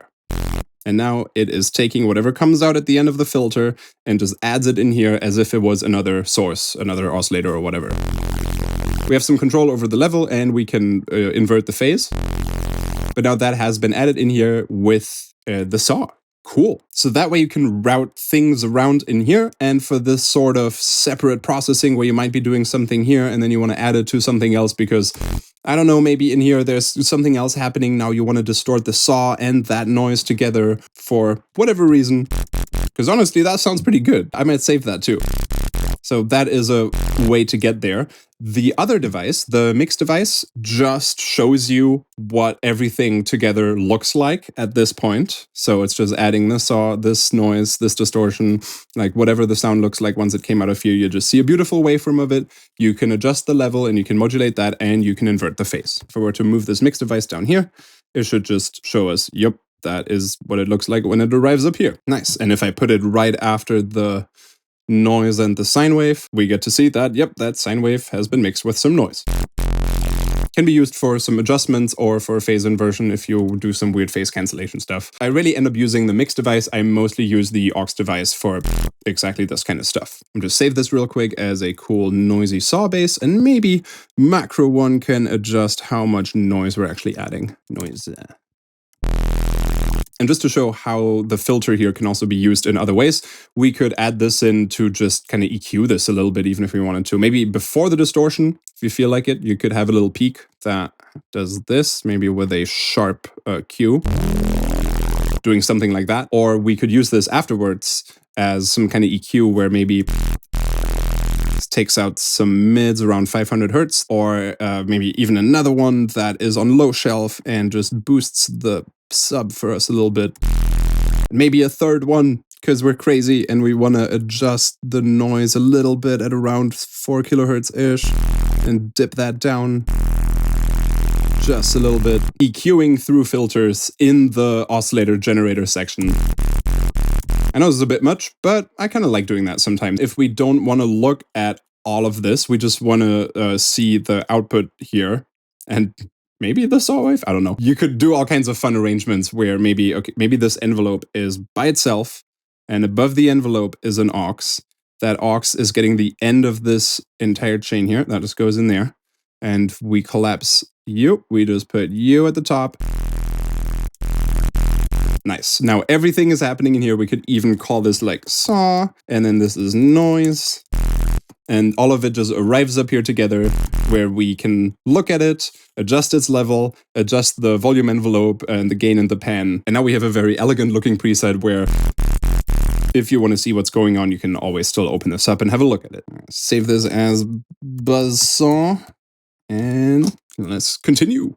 All right, now that we've covered pretty much everything in the generator section, except the nonlinear filters, that doesn't matter right now, and the curve, which is just like an envelope, but just as like a one-shot type thing, and you can add points and make it a different shape and have it loop if you want to or not, and change its speed over here. Yeah, that's just that. We shall continue to the modulators, where there is a lot, and some of these will sound familiar. You can have envelopes, LFOs, LFO tables, which is just an LFO with a wavetable attached. You can use any wavetable as well for this, but there are also some factory ones that are actually really useful for all kinds of stuff. Some rhythmical ones, some complex ones, some simple ones. Curve is also, again, just a curve with a sync option or a set time that is one shot or looping or whatever. And then my personal favorite, the random LFO type thing. This just gives out random values at a certain speed, and it can be smooth and have some kind of jitter so that it is truly weird and random and you can do all kinds of fun stuff with this one. We're going to get into that as well. So these are all just to modulate things in the classical way. We also have some other standard stuff, like under MIDI, note is just key tracking. So what note you play changes the output value for this one. Velocity control, so yep, your velocity can control things.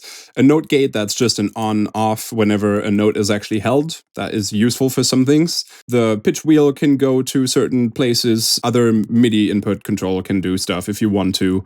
MPE controls are available. And then the utilities like Remap and Scale and Sample&Hold and Slew Limiter, we are going to look at a little bit because the Remap especially is pretty cool to do stuff with. But first, real quick, the basics. Let's just have a saw wave go through a low-pass filter. And let's just load up an LFO real quick. And so usually all of these modulators at the end here have this little selection here where you can set it to be either positive, negative, or bipolar. Let's make this bipolar for now. Click here on the plus. And again, we get to see where this thing can go with its modulation.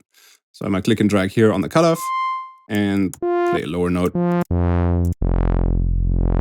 Nice. And it is being modulated. Bipolar, as you can see, you can always change this back to just positive.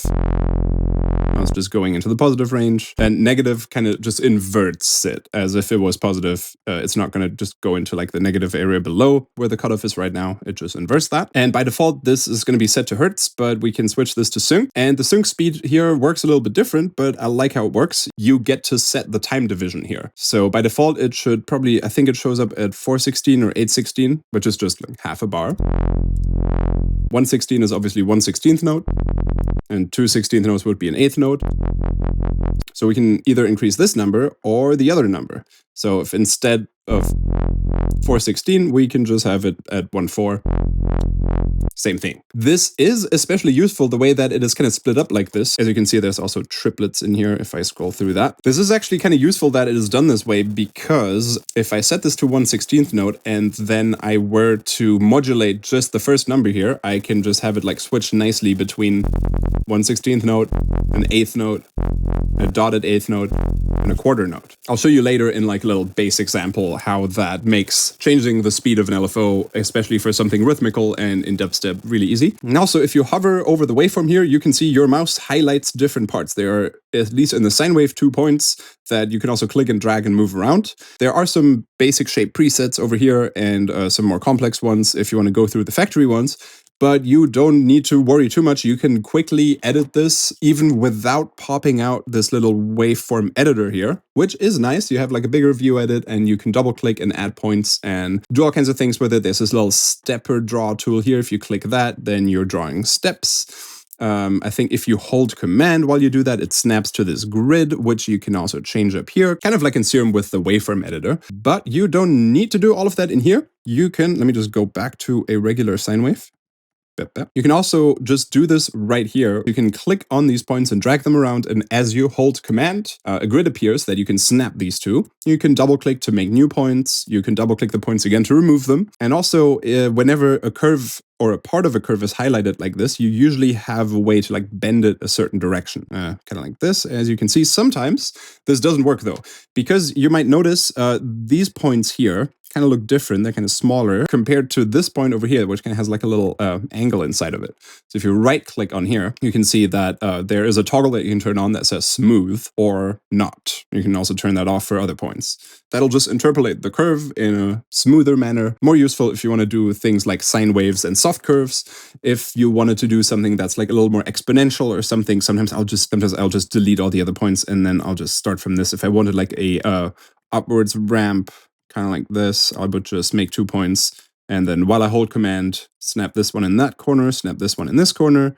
And now we've got this. And we can bend it either up or down by like clicking the curve and dragging it. You also have some extra control over like the ends of this too. We can kind of do something with that if you wanted to. Like either have the entire curve highlighted, and then if I click and drag, I have like this upwards kind of thing or this exponential thing. Or if I do this just to the ends here, then now I got this. Or maybe I have like an ease out and an ease in up here. So yeah, some ways to quickly edit the curve to whatever you want it to be. Also important, and this goes for all the LFOs, the LFO table, the random, and the envelopes, this little button here. You might see that it lights up whenever I press a note because because this LFO is set to right now no trigger. It's on auto, which is this, decide automatically. But what it has decided automatically is to always trigger from a node on. So if I set it to that, yeah, always starts it again from a node on. If I say never trigger from node on, it's just going to keep running, and if I play a note or not, doesn't have any control over whether or not it restarts. And then the last one here, trigger at the first node on a group of legato notes. That also makes sense. I'm going to set this to, I'm going to just set the polyphony to 1 for now, and I'm going to make this a little slower so it's easier to see. So if I press a note, it starts it, but if I hold down notes and I'm like playing a few, so now it's restarting it on the first key I pressed, but if the following notes all overlap with each other, it's not going to restart the LFO. Those things can be important sometimes, depending on what kind of patch you're making, and this trigger here can be modulated. You could have something happening like, let's get an envelope over here, for example, and I won't have the LFO modulate the cutoff here, but instead the envelope's going to do that. Make like a little exponential kind of plucky shape.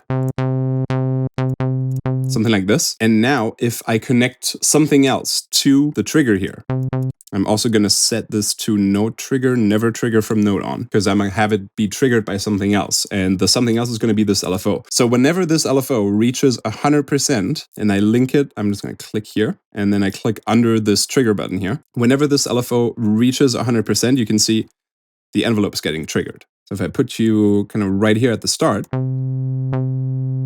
and set this to quarter notes, now on each quarter node, this envelope is being triggered. So now maybe we could do some fun stuff with having the speed of this LFO be not synced to the tempo, but be like a free kind of rate. I'm going to do something like that. Maybe even get creative, like have this macro speed that up from around here to maybe even faster. Kind of like this. But if it gets faster, the decay time here also gets shorter.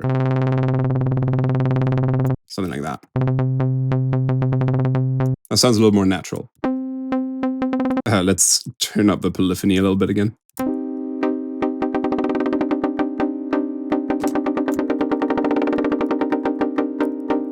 You get the idea. I'm going to call this speed, and I'm going to save this as speed control pluck. The envelopes down here work in a similar way, where we can also say be triggered on node on or at the first node of a group of legato notes. I'm going to set this one to always trigger from node on. So now this is controlling a little pluck here. And this can control multiple things in different amounts. You could also have it control like the Q here or the pitch coming up from below. Or you can just duplicate this one. But before I duplicate this one, I want to show you something. So we have our speed macro left over here. I'm going to link that to the decay. Nice. So we got a macro for that. But if I now duplicate this envelope by just dragging it over here and letting go while I'm holding Option, it also keeps any modulation sources that it has. Like in this case, the decay was modulated by that macro, so or duplicate also has that link. It doesn't duplicate any targets. Like these duplicates here won't also modulate the cutoff. These don't have anything. Even if there were like 3 different things or 5 different things that this envelope was linked to, its duplicate isn't going to be linked to that. If something inside of the envelope, though, is being modulated by something, that is being copied, which I think is pretty nice because now I have another envelope and this could do something else. Like, yeah, why not give this a little pitch attack? But I kind of want this one to be a little faster, though. So I just have that little transient pew lasery thing at the start, but kind of soft, but it is still connected to the speed macro, so that's kind of neat, especially in other cases where I might have multiple LFOs with different shapes, but I want to control their speed together. One more thing I haven't talked about that is in almost all of these modulators, I think in pretty much everyone, yeah, is this little fader here at the end. So that is the modulation strength overall of that modulator. So anything it is linked to, it's going to affect the strength of all the modulations that it's doing to different parameters. In this case, right now, this is just linked to the cutoff here. So moving this down is just going to reduce the modulation amount over here, but we can also link something to that. And in the case of this, if I had my MIDI keyboard connected, I could demonstrate this really nicely. But what we could do is load up a velocity modulator. And I'm just going to use Ableton's Ableton's velocity function here to play notes in different velocities, and then this could control the strength of the envelope wherever it goes. So I would turn this to 0. This is on positive. Move this over here. I'll turn you up, and now the velocity of the incoming note will determine how strong this envelope is going to affect the filter cutoff. So that way, if you were to play this on a keyboard, it would feel a lot more expressive. And I would probably do a similar thing where the velocity would also affect the level of this oscillator a little bit. So maybe have this be a little stronger. It could even affect the length too, so that you also go here. So if you play softer, it's quieter, not as bright, and a little snappier. And if you play louder, the decay is a little longer. Actually, it could be even more intense. Maybe like that. It's louder and it's brighter. So this is affecting 3 things at once now, making for a very playable and expressive patch. I'm going to save this one too, even if it's maybe not the best example, but I've got better ones later. All right, now to one of my favorite things, the random modulator. So by default, this is at 1 Hertz and just gives out a random value in this steppy fashion. It also should automatically react to a new key. So every time you hit a new key, you get a new value. And you could use this just as a note on random value. So every time you hit a key, you just have something be slightly randomized. So for that, I would just turn the speed all the way down to 0. And now it will never move unless I press a key. Why would you want this? This makes, for example, arpeggios a lot more interesting and dynamic. Even detuning to saws or something, or even like just detuning to saws with this can actually be pretty fun. So I'm going to set this from bipolar to just positive. And I'm going to turn on unison on this saw. Just have 2 saws, maybe also the spread. Yeah, why not? So I'm going to put you on the detune and turn this up a little bit. Maybe 100 might be a little intense. Leave you at 80. And then also at the same time, I could make another one. Just like drag this again and copy it and have you control the spread, or could have the spread controlled by the same one, but I think this is cooler. And now let's turn this a little more into a pluck by turning down the sustain here.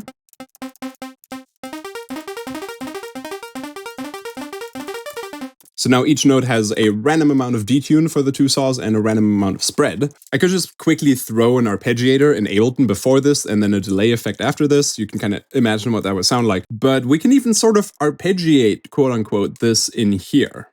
I will show you how to, but first one more thing with the random actually while I'm at this, because this makes more sense to show right now. I could have a third one, and with this one, I kind of want the patch to have a chance that maybe every time I press a key, there is a 25% chance that it's going to play the note an octave up instead of where it is right now. So a plus 12 with a 25% chance. For that, we kind of have a problem here because this just gives out lots of random values in a certain range.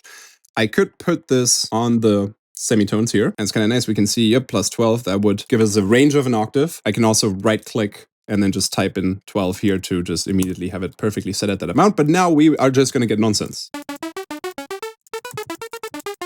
Kind of sounds like the Smiling Friends intro. For this kind of application, we need a remap device from utilities over here. So remap changes a modulation signal, for example, what comes out of this random, into a new type of shape. Similarly to the aux in the generator sections, you have to connect something to this device. So another modulation source. So I'm going to say, hey, this random, you are going to go into the remap. Just click right here. And as of right now, you can kind of see where these dots are moving and where this point is at. Whatever value comes in is the same value when it comes out.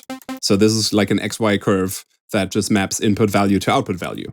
We could change this here, or we could double click, add some points, and again hold command to snap it or open up this editor if you want some detailed editing options. But basically what I need is, I need this random to either send out a 0 or a maximum value so that I can have the semi go between 0 where it's at and plus 12. And if I do it like this, then the chance is 50-50 that it's a 0 or a maximum. So maybe I'll just move this over here. So that's just these last 2 of the 8 squares in length. So now the chance should be 25%, and then have the remap modulate that semi amount here. Type in 12, done. And now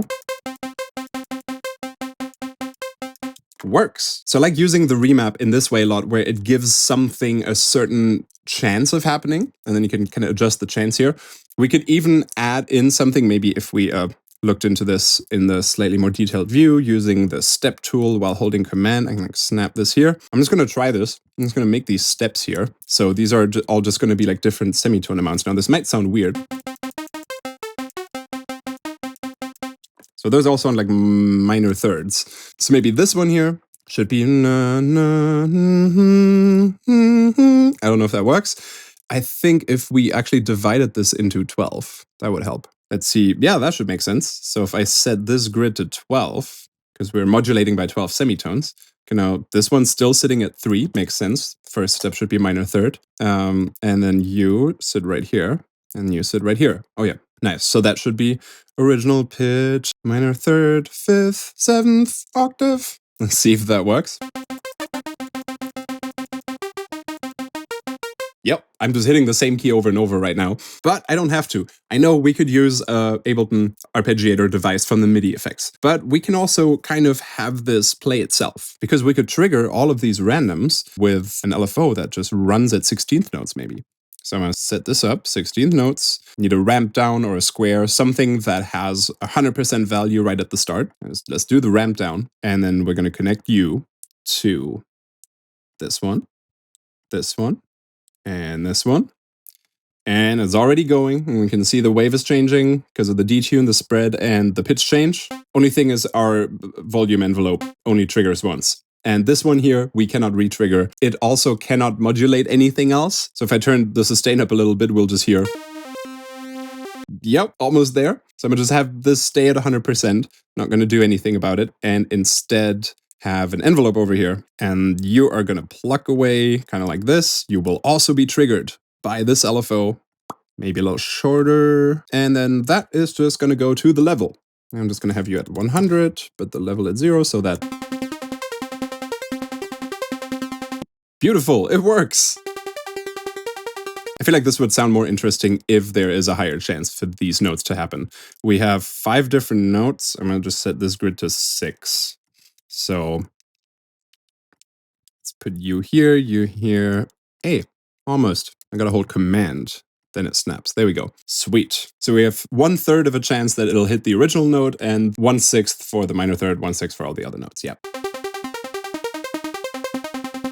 Cute. It's just really quickly throw in a delay that's on dotted 16th notes with ping pong. And maybe add a little filter. And that filter could also pluck, but I'm going to use the same envelope over here. But now I want to also randomize how strong this envelope on each of these 16th notes is modulating that cutoff. I could have a random modulate the strength of this envelope, but that is also linked to the volume of our oscillator. So what I need to do here is, well, first of all, I'm just going to duplicate one of these randoms again. I'm just going to drag it all the way over here. And then this could be modulating the strength of this modulation. Now we're going to the cutoff and we see the little star here. And it also visually shows us, hey, there is a connection to the envelope. And then it like interjects in the middle there with that dotted line. So yep, that is exactly what I want to change. Or what I want to influence. And there we go. Also, after the fact, you can go in and like right click on that little circle and it shows us the details. The envelope is modulating it this much. And then the random is affecting how much the envelope is modulating the cutoff by 100%. So if the random is on 0, the envelope is not modulating the cutoff. If the random is on 100%, the envelope modulates the cutoff at 100%. But if we set this down to maybe just 50, now the influence is a lot less. The envelope will always affect the cutoff a little bit, and the random only has some slight influence over how much. Cool. And since this is kind of playing a minor chord, if I play multiple notes, they better just be octaves or fifths. Because if I played like a minor chord, we get kind of that type of chaos. But also I have to be careful to press multiple notes at the same time. If I play a fifth, but I have a little bit of delay between my notes, we get this, where it kind of plays a little bit out of sync. Sometimes that's cool, but we can just change our main LFO guy Basically, this is our clock, our trigger clock, to just be triggered by the first note at the beginning of a group of legato notes. And now I can just hold down a C, and then I can add in another note, a G, at any time, and it won't interrupt the synced kind of plucky rhythm.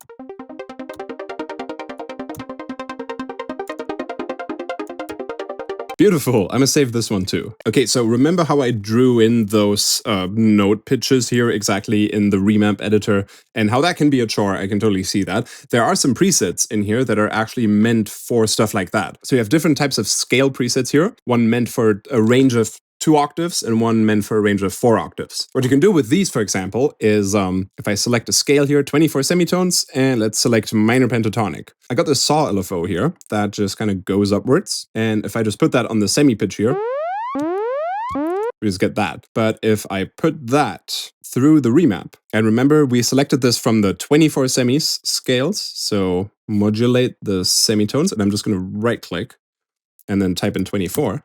And now we get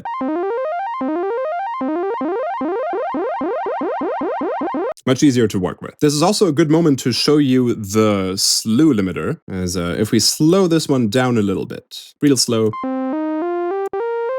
And what this thing does, I'm just gonna have it go from the Remap into the Slew Limiter. You know, this also needs to be connected to something. And as you can see, we kind of get a similar thing as the input, but with a little bit of glide between these steps. If the glide is just super high, then it's just going to be like a kind of smoothed out curve. By default, attack and decay times here are linked together, but I might actually just have the attack time be a little longer, but the decay time pretty short. So that when it goes up, it can have a longer glide, and when it goes down, it's a little faster. And then let's link that again to the semitones, type in 24, and now we should get that same effect as before, but with a little bit of glide between the steps. At some point, if this is just too fast, then the glide is too long here.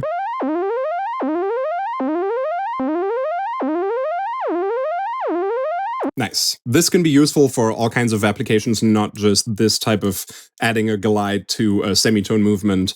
This is just good to smoothen out any kind of modulation. Faceplant also has an envelope follower, both for volume and for pitch. So we got audio follower and pitch tracker here. Audio follower, yeah, makes sense. You have some control over the gain, attack and release time, similar to Ableton's envelope follower. And also as its input, it can either take the master, or whatever comes out on the master, individual lanes, whatever comes out at the end of these effect chains, or the sideband input, which also can be anything else in here. Just as an example, I could make another oscillator here. That's a saw, but I'll just make it really low, so it just gives out little clicks. And then instead of sending it to lane 1, this one's going to go to sideband. And now that's the input for the audio follower. And kind of tell how the clicks coming from the saw are making this move up and down with the attack and release time, and then that can obviously modulate other things again. Just a little demonstration of how it works. I wouldn't use it in this manner, but maybe we'll find some use for it later when we make some patches. The pitch tracker works too. It also takes audio input from the same sources as the envelope follower, and you can kind of set which range it should be looking for, its sensitivity, and then this center one here, so I'm just going to like play a note and see how it's following that. This center line here, you can kind of see how this output point changes if I move this around. So that's the center point. Since this one also works with audio though, you can kind of confuse it a little bit, which is why I've made this detuned saw up here, and I'm gonna just really detune it. Just to make the pitch tracker question its life.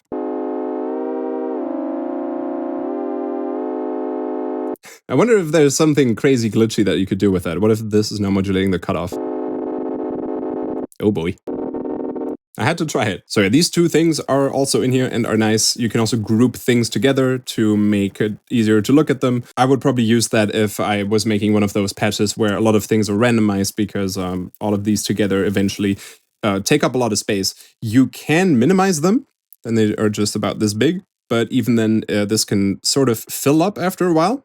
If I just minimize it like this, then we just got all of them nicely tucked away. You are limited to, I think, 30 or 32 modulators after that you can't add anymore. There's also limited generators. It might be 16 or it might be 32. I've only ever reached the oscillator limit once, but I do hit the modulators limit quite a lot on some of the patches in my preset pack if you've been through them. Eventually it just shows you like no more of these blue squares. It's just a red square that says full.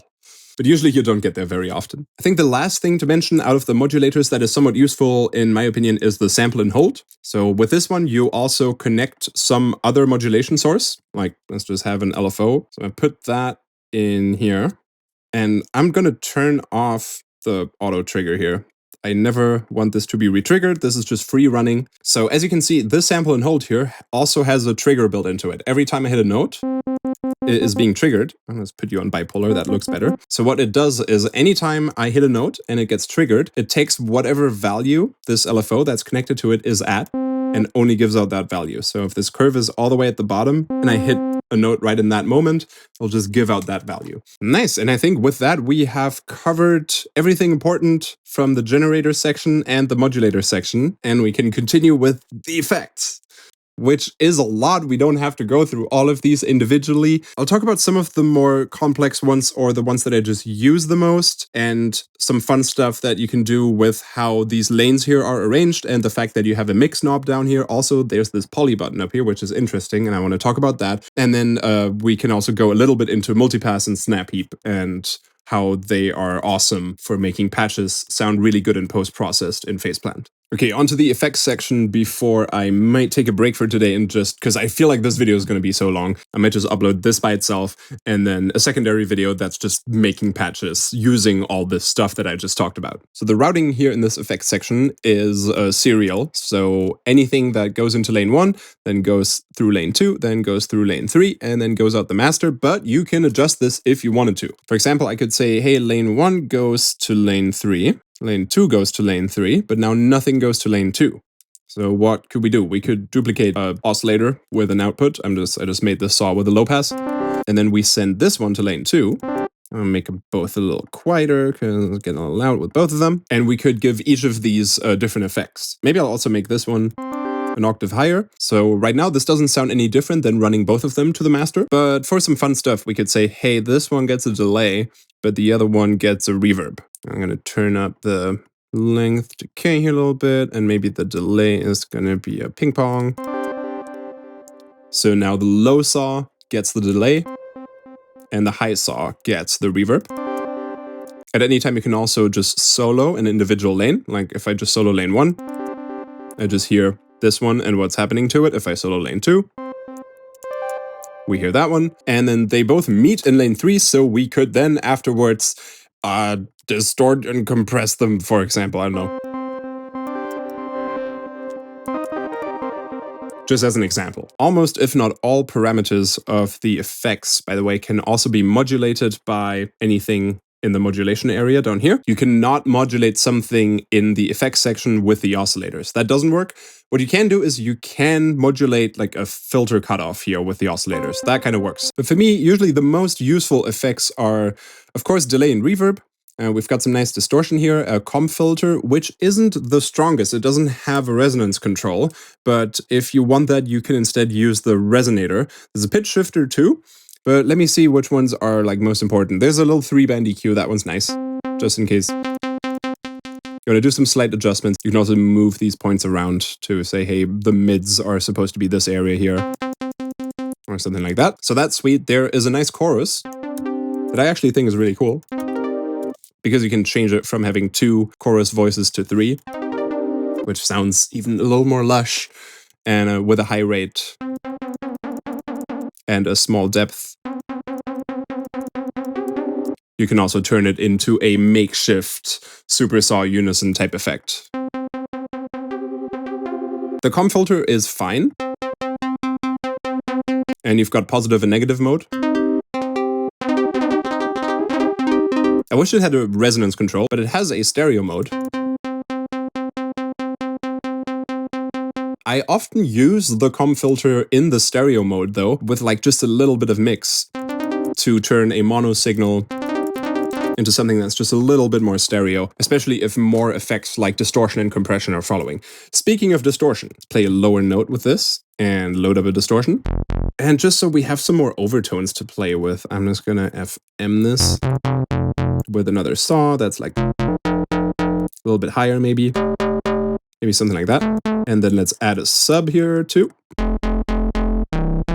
Now that is something worth distorting. By default in the distortion here, the dynamics are set to 50%, which I personally like turning these down, usually below 50%.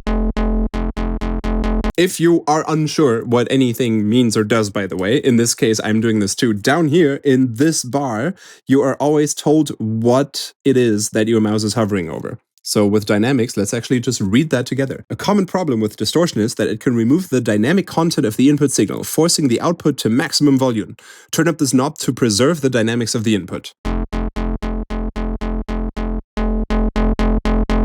Yeah, but no. I just want it loud. I might put a safety limiter at the end here, just in case. The DC filter kind of makes sense because it's trying to prevent DC offset, which is your waveform not being kind of like symmetrically up and down around the center line, kind of like how this sine wave here is perfectly symmetrical at the top and bottom, like equally distant from that center. Sometimes distortion, especially involving low frequencies, can just shift the entire thing, like just slightly up for the entire sound or slightly down, and that is causing more clipping, and in the processing will sort of like trigger your limiter faster or any clippers. In this case, however, you see how the limiter is working now? Like it has to reduce a little bit. If I turn the DC offset off, it doesn't, and it sounds louder. So sometimes this isn't helping, sometimes it is. I usually turn it off, I usually prefer it off. We also have a bias control, like in the distortion in the oscillator section earlier, and a spread that also does that. Let's add a little bit of stereo coming from the comp filter. And we could also, to make this a little more plucky even, especially since apparently we have lost some dynamic range by using a lot of distortion, we could modulate the drive of the distortion with this envelope as well. Cool. This is a good moment to show you why this mix knob down here can actually be really cool. Obviously, this lets us now mix the amount of comp filter and distortion to the original signal, if we want to. But this also allows you to, for example, load up a delay and have it on 100% mix and then filter it afterwards. Maybe even add a chorus before it or something so that we get like a lush sounding, like chorused delay that is filtered in a certain frequency region. Now let's make this ping pong again. That. Nice. And now we can mix that whole shebang in with the dry signal. Cool. This might even be a moment where using the note gate could be a cool thing, because with a note gate we could now say, hey, mix here, be down when I'm pressing a note, and then come up when I'm letting go, so that the delay isn't overlapping with the dry sound if I don't want that. Alternatively, we could also just get an envelope that maybe just decays a little slower, yeah, maybe something like that, and then this just automates this. Nice. Before I do anything else or start something new, I'm just going to save this patch real quick as well. Pluck FM bass with parallel delay. That's what this is.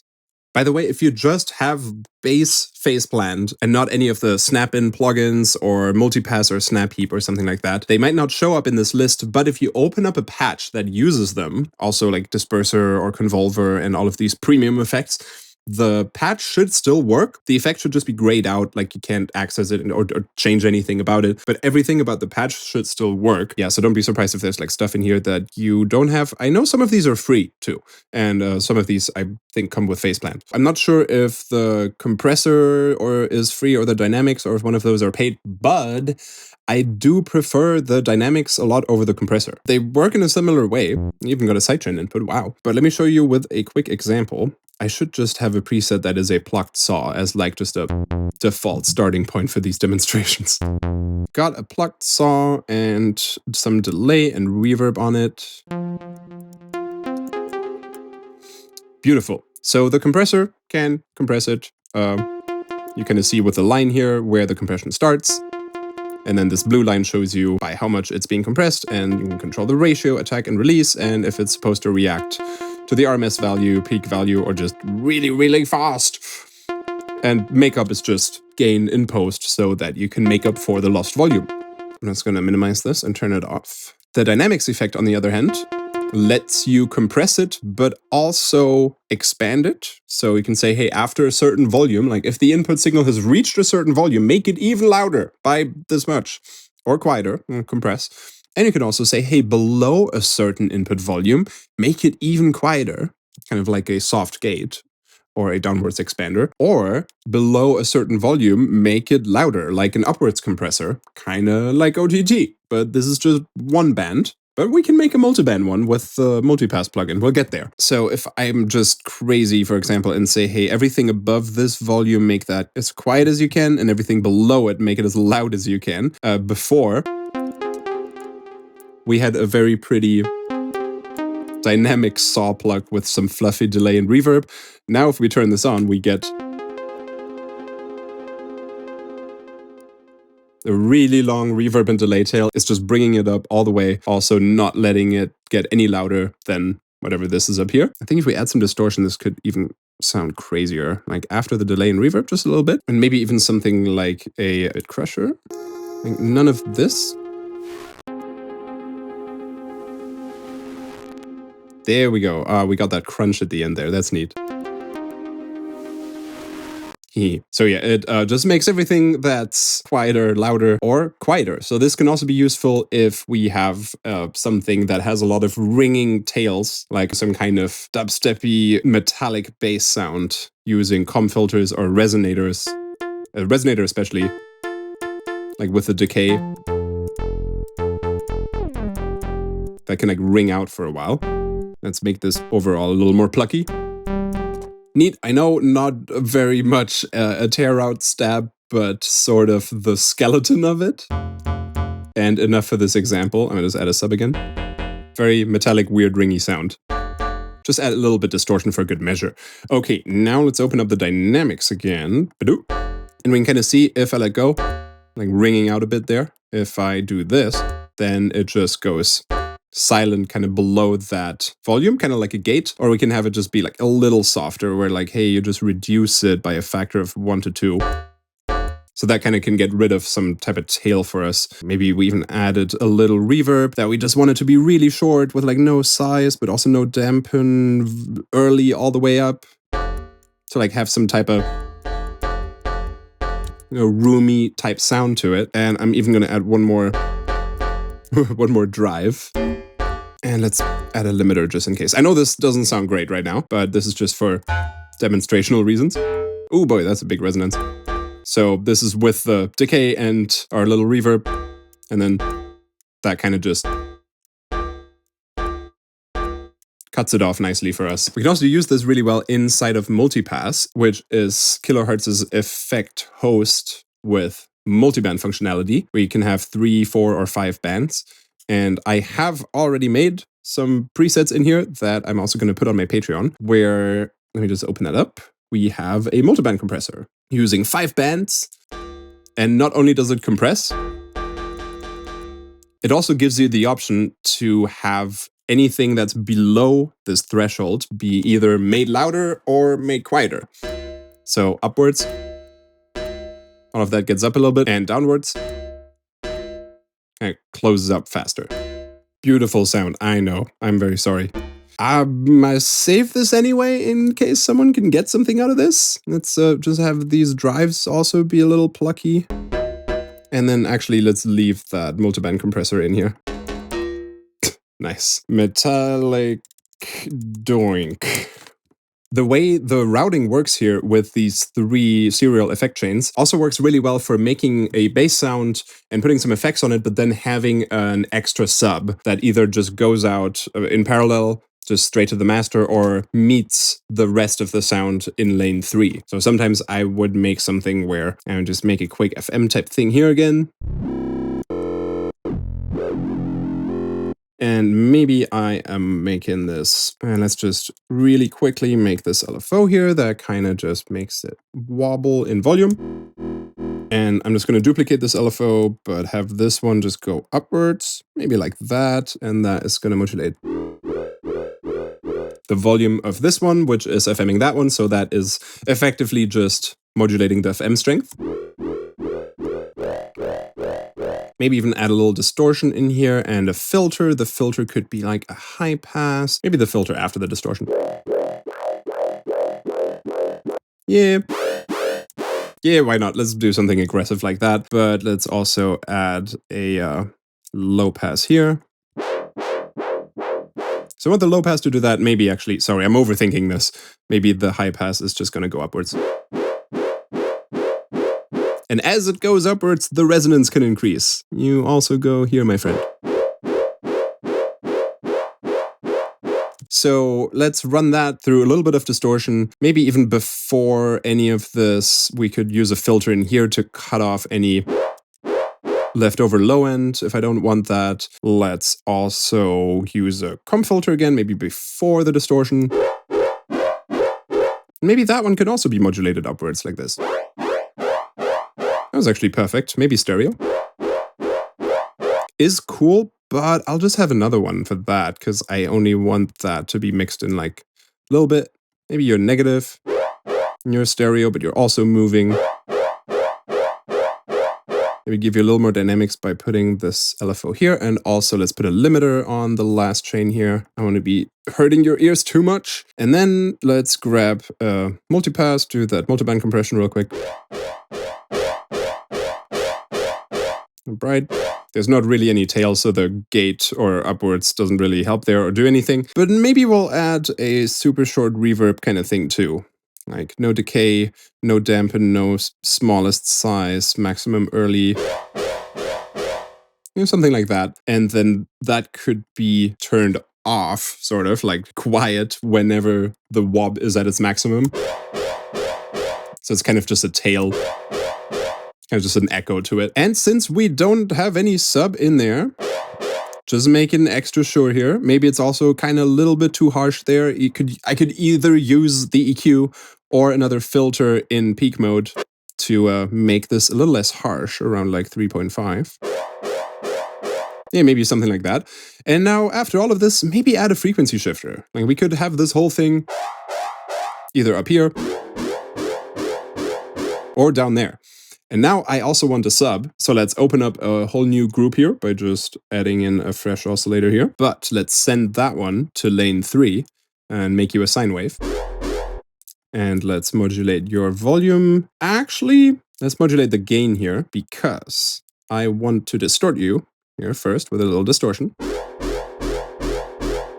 And that would sort of, this wave would kind of sound different and change if I modulated this. As you can see, it's like changing that waveform because this is a non-linear effect. Cool, now we've got sub and the rest of the sound kind of coming together in lane 3, in the limiter. Maybe one last round of distortion. Actually, you are very intense. That's better. And you can be brighter. I think this distortion is a bit much. That's cleaner. And this comp filter is very intense. Can you be?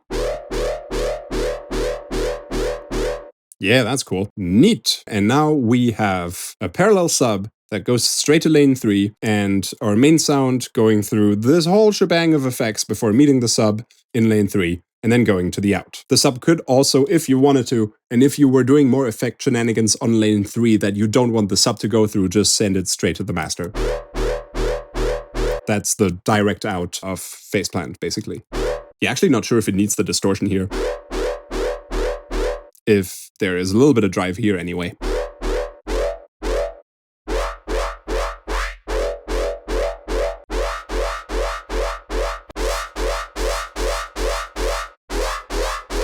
That's a little bit better. I wonder if we could do something with the sync here too. It's kind of a cool sound. Sounds a little bit like Tynan. I don't know. I feel like this is something you would use. Good alarm. Good alarm bass, if that's a category. I feel like it could be a little more stereo.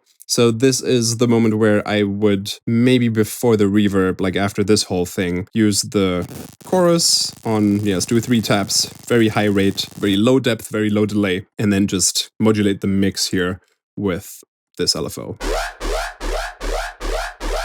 And you can hear how it's now getting widened according to this curve. I think that's pretty cool. After all of this, we could even just EQ the whole thing a little bit if we felt like it.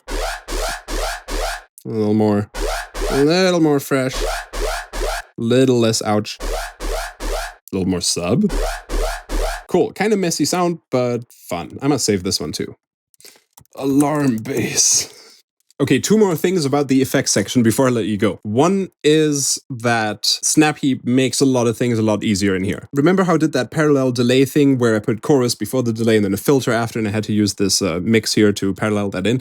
That took up that whole effect lane. Like, I can't do anything else in that lane. If I want distortion on just the whole sound, got to do it before or after, and so that would take up that entire spot. But if you have SnapHeap and some effects for it, then you can just do that in here, for example. Because if you load up SnapHeap, even if there's nothing in there, there is a master gain and a master mix knob for the whole thing. So I could just go in here, and if you've used SnapHeap before, let me just adjust the size a bit. It is basically like these 3 effect lanes, but with 7. And they don't all have to be in series. You can also have 2 of them, or 3, or all of them in parallel if you want to, and they all have their own, like, all of this, the pan and the mix and all that. And also comes with macros. Whenever you assign a macro in here to a thing, by the way, let's say I'm making the delay that I previously did here in SnapHeap. I'm pulling up the delay and I'm putting it to this time and on ping pong. I could have the feedback linked to a macro. I'm going to do it all the way.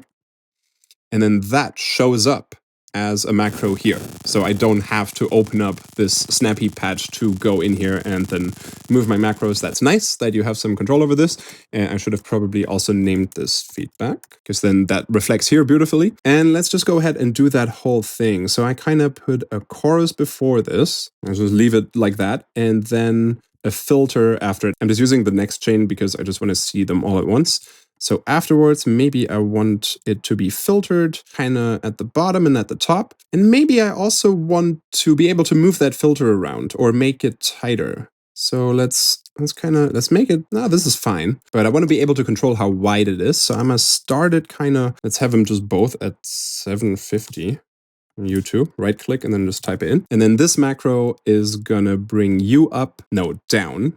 This macro is going to move you down by -30% and is going to move you up by +30%. And now this, brings them apart. Cool. So this is width. And I could even make another one, and maybe I'll right-click this macro and set it to bipolar. So now its default position, if I double-click it, is snapping into the middle. And now I could just put that on here with, I'm just going to do 40%. Maybe that's enough on both of these. And now that is just going to offset this duo of filters. So I have separate control over the width and the offset. Neat. I'll call you filter offset. And that is all I need. Now let's turn up the feedback here, just making sure the delay, delay's got to be at 100% mix. And there's the delay, maybe a little more feedback, and let's make the filter a bit wider. Move the filter up or down. It works! And then this master mix knob now lets us dial in the amount of delay, like how much we want in there. Like, this looks fine, but we could use another macro there, maybe the chorus amount. Let's just do that. Bam, bam. 3 taps. Nice. So now either the delay is kind of static, would be a little more audible if this detune wasn't there, or the delay is a little more lush and has a chorus. Beautiful. You can do the same thing with a reverb, or both a reverb and a delay together. I've already done this, and I'm going to put these out as well, where I've made some presets for SnapHeap, where it's like deluxe wet or alternative wet. I've just been making different versions, where in this one, The master mix is also controlling everything, and then you can decide if the ping pong should start on the left or on the right or not at all, how much chorus, filter width, filter offset, how much feedback, and then there's a reverb, its length, the loudness of the delay, and the loudness of the reverb. So that is neat too, if those are all the way up. Beautiful. I'm gonna leave this one in here though. And just save this as saw plug with SnapHeap delay. And then the last thing about the effects section for now is this little button up here that says poly. And what does that do? I think the easiest way to show you is by making a physical modeling based patch real quick. What we need for that is some noise that is very short, kind of like that. And no matter what note I press, it's always just the same little click. I'm gonna set it to random. It sounds a little bit different every time. And then in lane 1, I am gonna load up a resonator. So this is now turning this noise into a audible note, and adjust things here, the decay and whatever, but this isn't really reacting to what key I press. So let's load up the MIDI note thing here, the key tracking, and apply this to the pitch of the resonator. It's like all the way, I think. Should work. Yep. This works with a lot of things in Faceplant, by the way, just like in Serum, where you can have filters, key track this way, and other things. Works for a bunch of things. Not for everything, but for a bunch of things. So now this resonator is key tracking. Nice. Whatever note I press, it moves along. Just to make this sound a little nicer, I'm gonna add a filter behind this and give it a little bit of a pluck, so that this isn't super harsh and annoying. Nice. That works. And kind of sounds like some artificially designed string instrument right now. The nice thing is the randomness of this noise makes every note sound a little bit different. And we could maybe later link things like the slope here to the velocity or something, so that notes you play a little louder are a little brighter or things like that. The problem is, if I play multiple notes now, I'm trying to play these 3 at once, but it's only picking one. So that's what the poly button is for. That makes sure that this whole chain here now is basically individually repeated for each note that you play. So this note that I play gets a different copy of this chain with the current modulation, with that current note in it, and I can play polyphonically. Even before this, if we didn't do the whole resonator spiel, if we just had a saw wave and the filter was happening over here, not down here with those filters, even then, if I press one note and then another and another, you can tell that this filter is just being applied to all of them together. It's like holding all the other notes. And if this was on poly,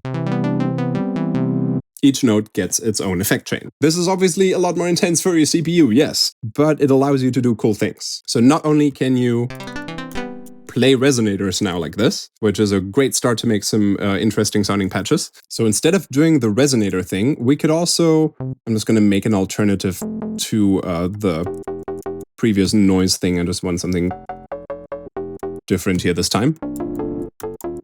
Great sound, I know. Maybe actually remove some of that low end here while we can. We could also have filters, key track, and be able to play them. You can do this over here too. Yes, I know. This is just an example where I could have a filter on peak mode, be like this, and be like a really narrow peak. And like put you on a resonance, but then actually have you track with the keys. So again, I'm just putting the note modulator on bipolar, on the cutoff, all the way up.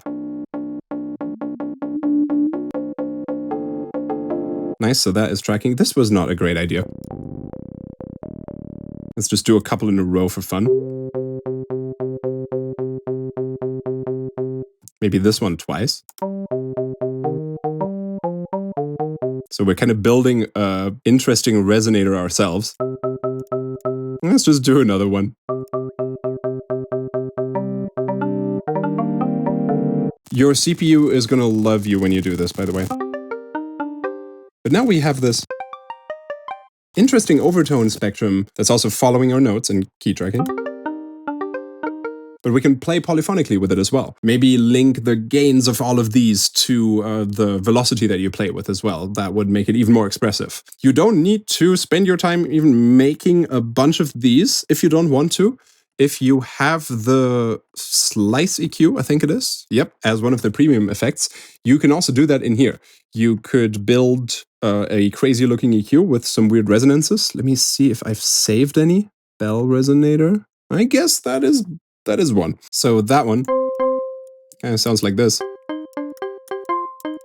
but is not key tracking, so we gotta do the same thing again. This is the only exception where this thing here, the note modulator, on the offset doesn't go to 100%, it has to be on 50%. And then once that is applied,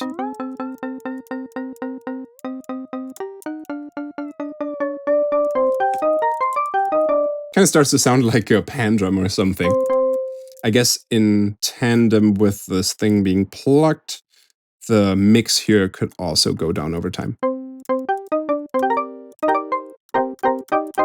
So this is a cool way of doing patches where there are some interesting things happening with polyphonic resonators or EQs following the key tracking and adding some extra level on top of that. In a lot of physical modeling patches by Joel Blanco-Berg, you'll find things like that. He's this guy that, if you just look up on YouTube, trombone or trumpet, saxophone, singing voice in phase plant, he made a variety of wild patches that all sound very realistic. And it's using a lot of this type of physical modeling thing where there are resonators or tracking EQs in polyphonic mode to make sure that you have like some kind of noise, maybe an oscillator in the generator section, and then over here you have a kind of set of overtones that is being applied on top of that to make it sound like a real-world object. I'm pretty sure for one of these bell resonator thingies, I have actually gone and traced the frequency profile of an actual bell, and then that actually sounds really good. I'm going to do that in the other video where we're just going to make lots of patches. But I thought it was important that you know about this button and what it does and what it is good for. Before I can finally let you go, I have to cover what is happening down here in this kind of like global section. Even though most of this is very self-explanatory, it is good to know that you can modulate the master pitch if you just want a general vibrato on everything, for example. Then I'm just going to put this LFO in bipolar mode and just put it here ever so slightly. Even ever so slightly is already a lot, but luckily we have this control over here. Easy way to add a little bit of vibrato. The polyphony you can set to whatever you want, and once you have it on 1, you can decide should it re-trigger on each new note, even if they are overlapping, or should it be legato. The glide over here just does what glide things do. Either it works always all the time, or only when the notes overlap each other. Even works when polyphony is on, obviously. If this is on 1. But if this is on always, still does it even if there's space between the notes. And lastly, the global unison. So that goes on top of whatever unison is already happening in the patch. This is why for this example here, let's stop wiggling. For this example here, I have one oscillator that is just one voice. And this one down here that has 4 voices, that's an octave higher. And then with global unison, that whole shebang just gets taken ×2 up to ×8, and you got the same controls here with the detune and the spread. Maybe I should have the phase more random. That sounds nicer. And you've got all these additional features here too, just like in the unison settings up here. And the last thing that this global unison is important for, and I do this a lot, is that if we use a random, this is like the secret sauce for like some of my patches at the end here, but not the heavy bass patches, the like beautiful melodic pads and everything. One of the secrets is that if we use a random modulator, like one of those random LFOs, and I'm gonna set you to just be smooth and move about a little bit. And we've got 8 voices, right? And I might have let's have spread, fine, but no detune. We just got this thing happening here. And if we now do a right click here on the trigger button, where we can set, hey, how do you want to be triggered? Always, never, only on the first note. I'm going to leave you on always, that's fine. But below that, it says voice mode, unison or independent. So if it's unison, then voices triggered together will follow the same random sequence. And independent, each voice will be seeded with a unique random sequence. That counts for these global unison voices. So now, you see, if I hit a note, there are a lot more dots here. I think these should be 8 in total. I don't know if that is precise. But if I now modulate something with this, let's do the filter offset. You can kind of hear how there are 8 different voices and each of them has this thing moving randomly. And you can kind of hear it a little bit better since it's also stereo spread. I'm going to use a more extreme filter like a bandpass and make it real narrow. There we go. Now I can tell what's going on. Versus if this was on unison, all of them get the same thing. That is what that changes. And if this is on independent, then you get that kind of fun stuff. So that feature can make for some really cool pads, which I'm going to show you in the next episode. But I think for now, this is enough. We've covered pretty much everything. Last important things to know is that I think wavetables and samples used are stored in the presets. You don't have to worry about sending a preset to a friend and then it coming up with the noise files missing, or the samples missing, or the wavetables missing. That's all good. The nonlinear filters or whatever. There's a convolution reverb. Yes, it can load IRs. And there is a folder for that too, like a user folder where you can put in your own. Same with the samples. If you load a sample oscillator and you go in here, there's a user folder where you can drop your own samples.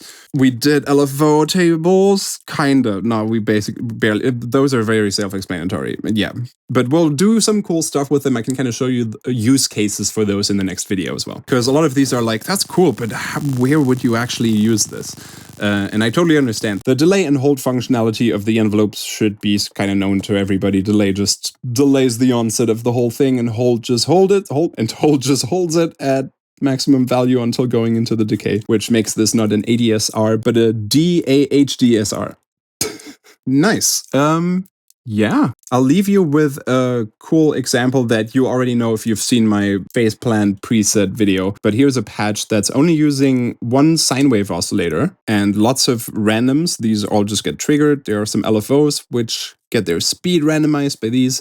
And each note has a different way in which it flutters in terms of volume and gets randomly panned left and right all the time.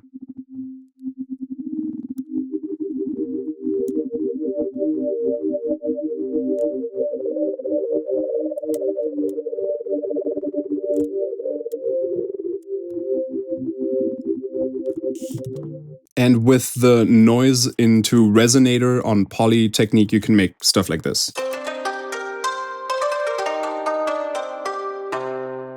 But we're going to do all of that in the next video. Thank you so much for watching. I know this was a lot.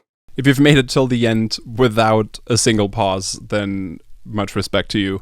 Filming this alone took about 7 hours, so I'm gonna go and edit this and see you all again in the next video. All the presets I made in this episode, I'll just put out for free, but please visit my Patreon if you feel like it. There is a shop tab where you can buy stuff for $5, like a pack with 100 faceplant presets that I made, for example, or serum presets. And if you are a member, you don't actually have to pay for those. If you're like a paid supporter, you can just go onto the shop tab and download everything for free. That also means that you can subscribe for a month, download everything for free, and then unsubscribe. That's totally fine. I love when things have backdoors and little hacks, so I will leave that in. Anyway, see you in the next video. I hope this was helpful and I didn't leave too many things out. Let me know if you've made any crazy faceplant patches. I love seeing what people can come up with, especially after seeing Joel make these crazy physical modeling, like human singing voice patches and things like that. And we'll try and make some similarly crazy things in the next video. So everybody have a good rest of your day.